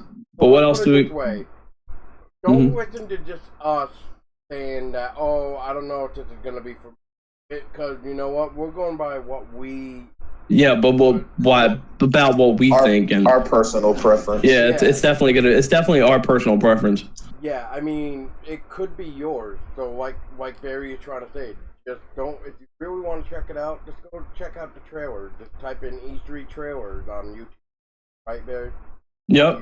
Yeah, just go to YouTube and just type up E3 2017 trailers, and you'll definitely see them. Yep. And the only other thing I can say to that is that it's looking at a 2017 date. Right. All right, guys. So I think we've hit everything. I think the only game we haven't talked about yet. Nope. We got one more. We got one more? Okay. And that is the pirate game called Skulls and Bones. Skulls and Bones. Skulls and Bones, in my opinion, I think is pretty much Assassin's Creed Black Flag without the assassin. That's what I think. That's what I think. I'm kind of wondering if it's gonna be like, and I mean, I haven't really played the game, so I don't really know what the gameplay is like. But it does had me curious. But it almost kind of reminds me of Risen. Risen is also a Pirates game, from what I understand, right? Yeah. It has that like Pirates of the Caribbean type aspect of it, with the whole fighting on the boats and all these battles that you see on the sea. But like I said, I think their goal when they made the game, or the aspect of it, because a lot of people enjoyed Assassin's Creed Black Flag, but they just enjoyed the pirate aspect, and the part where you were able to fight on the boats and have those battles in the sea. So I think Ubisoft wanted to make us a game that was kind of relating to that. That was nothing but like a pirate type aspect. So, like I said, I definitely think it's going to be a really good game. That game, I don't see myself getting that on day one, but I definitely see myself getting that eventually, because I think that's going to be a really good game to play with a group of your friends every once in a while. Alright, now we're at the finale, I think. All right, guys. So unless Lamont or Tessa have anything to say about Skulls and Bones. What about you, Lamont? You have anything to say about Skulls and Bones? Nah, I'm skipping that game. I wasn't really interested in it. Right. That's understandable. Like I said, guys, it's a prime example. Like I said, prime example of it's don't go by what we say. Like I said, this is our personal preference of what we thought about E3, and we're bringing our opinions to you guys. So feel free to jump in and leave them in the description below. We'll definitely try to answer them as best as possible. But Paul, I think, buddy, this video is, we're almost hitting a 2-hour mark on this video. So let's talk about the game, the one game that we were really excited about this year, and that is The Evil Within 2. So I'm gonna let you start it off. So describe your thoughts and what you thought about The Evil Within 2. Well, let's just start with the first one. So we're talking 3 years ago. Steve Mikami comes back to save the horror franchise Within. Right. Shinji Mikami did not like the way horror games were becoming, and it felt like studios in general were afraid to make horror games because horror 3 years ago was pretty much in trouble. Now, right. I think because of Alien Isolation, or like The Evil Within, I think it helped save the genre. Yeah, that is for sure. If you really think about it, if we possibly did not get Alien Isolation, The Evil Within, I don't even think we'd be even in that much horror games. Hell, I don't even think we would have even seen Until Dawn, to be honest. But yeah, probably not. But when I first heard that Shinji Mikami was coming back to do this untitled project at the time called Prison Break, was pretty much the name, kind of like it was like Project something, Project Zero or whatever. I forgot what Shinji Mikami first on it. But I was following this like fan-made website, and when I heard Shinji Mikami was coming back to direct a horror game, I won't lie, I became a little schoolgirl because Shinji Mikami knows horror. And we know that because the last Resident Evil that was actually good was Resident Evil 4. That was Shinji Mikami's last Resident Evil. And for people that do not know, Shinji Mikami created the Resident Evil franchise game anyway. So just think about that. And after 4, maybe you'd understand why 5 and 6 move. And everybody knows my take on 7, which I'm not going to discuss that. But it wasn't good. But with Evil Within 2, yeah, I'm a little schoolgirl again. I just really hope somehow Shinji Mikami was involved with Evil Within 2, whether he directed it or wrote or something, because I just hope that he was involved with it. Like I said, I just hope he did something with it. I hope it Tango Gameworks again. Not, then oh boy. I know that Tango Gameworks have been tweeting about Within 2, so that's why I'm saying hopefully, but I don't think we saw a trailer yet that said Tango Gameworks. We've just been seeing like Bethesda. But let's talk about the trailer, guys. Like, I don't know if you saw the extended trailer where at the very beginning you see Sebastian like looking down this hallway, and you see this like tall creature that like turns around, sees Sebastian, and starts running at him. And then you see like his daughter in the burning house, Willie, which is STEM. I'm assuming he's inside STEM right there, trying to save his daughter because he learned that after the first game that he pretty much this would be the description right here, guys. So Detective Sebastian has lost everything, including his daughter Willie. To save her, he must descend into the nightmarish world of STEM. Horrifying threats emerge from every corner. He must rely on his wits to survive. For his one chance at redemption, only way out, and what that means is, those of you that are familiar with the first game, you got to remember that that STEM company or Murkoff, or not Murkoff, because that's what. Yeah, that's Outlast. Or something, I forget how you pronounce it, but they found a way to get inside people's minds and pretty much fuck with it. And so now Sebastian is back in STEM, and this time STEM is prepared because Sebastian is not on good terms with them. So, right. What we can look forward to is that from the mastermind Cindy Mikami, Within 2 is the latest evolution of survival horror. Detective Sebastian has lost it all, but when given a chance to save his daughter, he must descend once more into the nightmarish world of STEM. Horrifying threats emerge from every corner as the world twists and warps around him. Will Sebastian face head-on with weapons and traps, or will he sneak through the shadows to? And then I give you a pretty long list of what you can do. Which one thing that I find really cool is that now you can craft traps. You can craft ammo by just looking for the resource.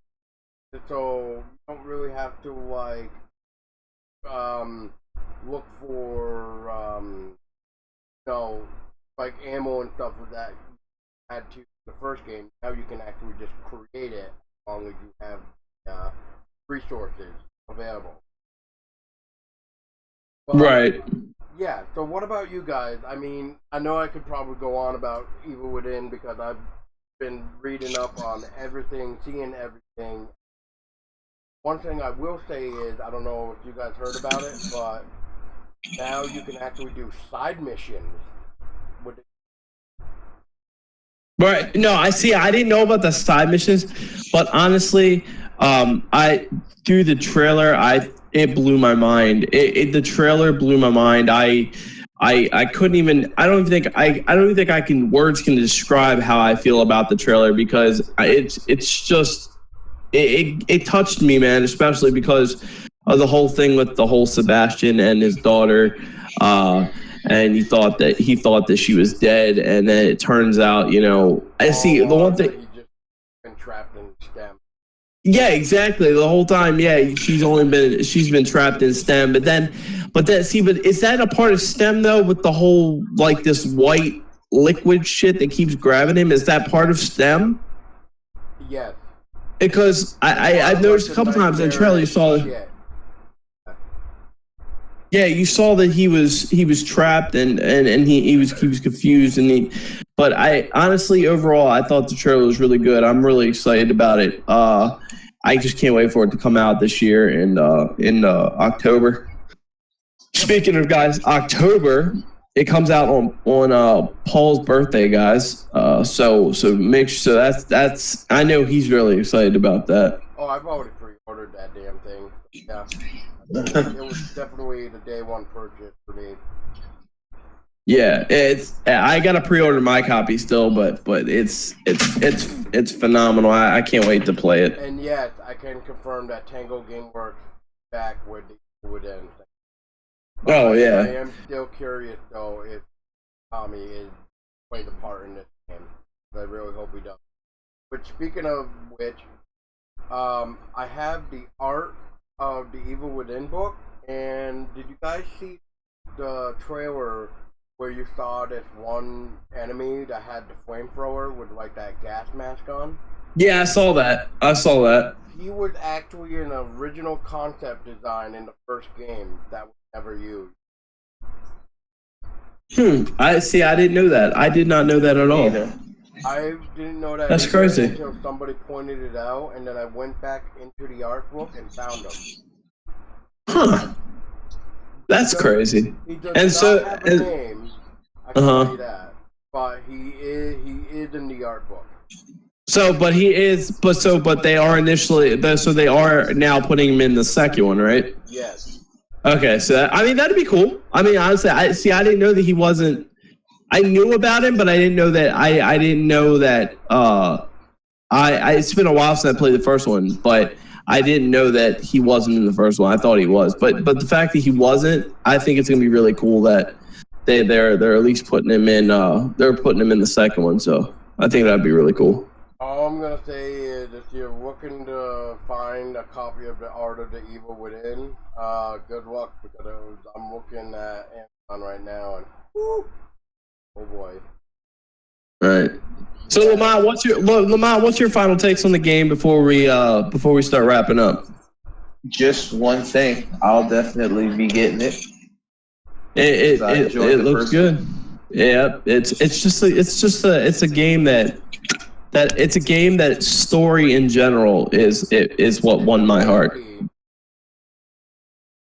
gonna be the main key story, which, I mean, the first game, you learn everything that's going on, especially with the DLC when you play as Kidman, the person that betrays you. Spoiler alert, anybody who has not played DLC, but I think after everybody has played the DLC, knows what's going on by now. No, Right. Oops. Right. But one thing I thought was really interesting is that Kidman is back. I think he finally like I think like smacked herself across the face a few times or something. Yeah. Because from what I understand, you can actually, Sebastian had like a radio. So I'm gonna explain this then, since Barry, you said that you didn't know there were side missions. So I'm gonna explain this. So you remember in a trailer or even screenshot that Sebastian is holding like a radio in his hand? Yeah, I saw that. Okay, he is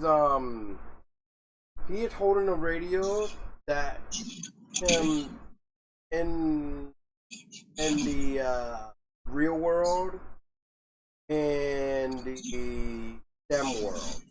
Mm-hmm. So like his way, it's like he feels like he's starting to lose faith in STEM.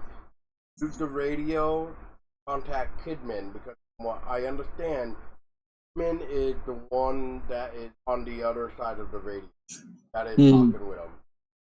So, and I guess Kidman is back. So if you like Kidman, especially with that ass, there you go. Oh yeah. All right. Yeah. So, one more thing I will say about the radio, and that is, apparently, when the radio start picking up signals, it will start like beeping or talking or something, and you can actually locate lost fragments of old murderers and like just more of other quote-unquote people's stories that were lost in STEM or that got murdered in STEM. So there's gonna be like a lot of ways to enjoy the game. All right. Well, I can't wait for the game to come out. I'm excited for it. Paul, I know you're excited for it. Lamont, I know you're excited for it. But guys, I think that is it. I think we hit everything on our list, right? Talked about everything. That was it. So, guys, I had fun. I had fun with this, guys. To everybody that's on my YouTube channel, make sure you guys stay up to date with all the games that are coming out, and if you guys got any questions, like I said, make sure you guys leave them in the comments below. I will definitely try to answer them as best as possible. Let me know in the comments below what you guys thought about this first ever Sky TV episode, the best parts of E3. If it's something that you guys want to see more of on my channel, hit this video with a thumbs up. Would definitely appreciate it. Like I said, guys, I'm gonna leave my contact information, the best ways to reach me and Paul's stuff, and even Lamont's and Tessa's stuff in the description below. So thank you guys so much for taking your time to be a part of this video with me. I had a lot of fun. But yeah, guys, so does anybody else have anything else they want to wrap up and talk about real quick, or is that about it? That's about it. I'm good. Yep, All that's right. it, man. All right, Paul. Well, do you want to do your thing for your podcast? Well, for everybody, I know we haven't really been talking that much for the podcast, but we just wanted to try something different. Since me and Barry here, Barry started his own Sky TV, so make sure you check that out. He's starting it. It's not going to be just horror. It's going to be everything besides horror. We're going to me and Tessa will probably help him with horror stuff. Otherwise, Lamont here will be helping Barry with like probably Injustice and Spider-Man and all the other stuff that we didn't really care about. But yeah, so once again, guys, if you made it this far, thanks again. Like Barry has said multiple times, don't take our word for granted.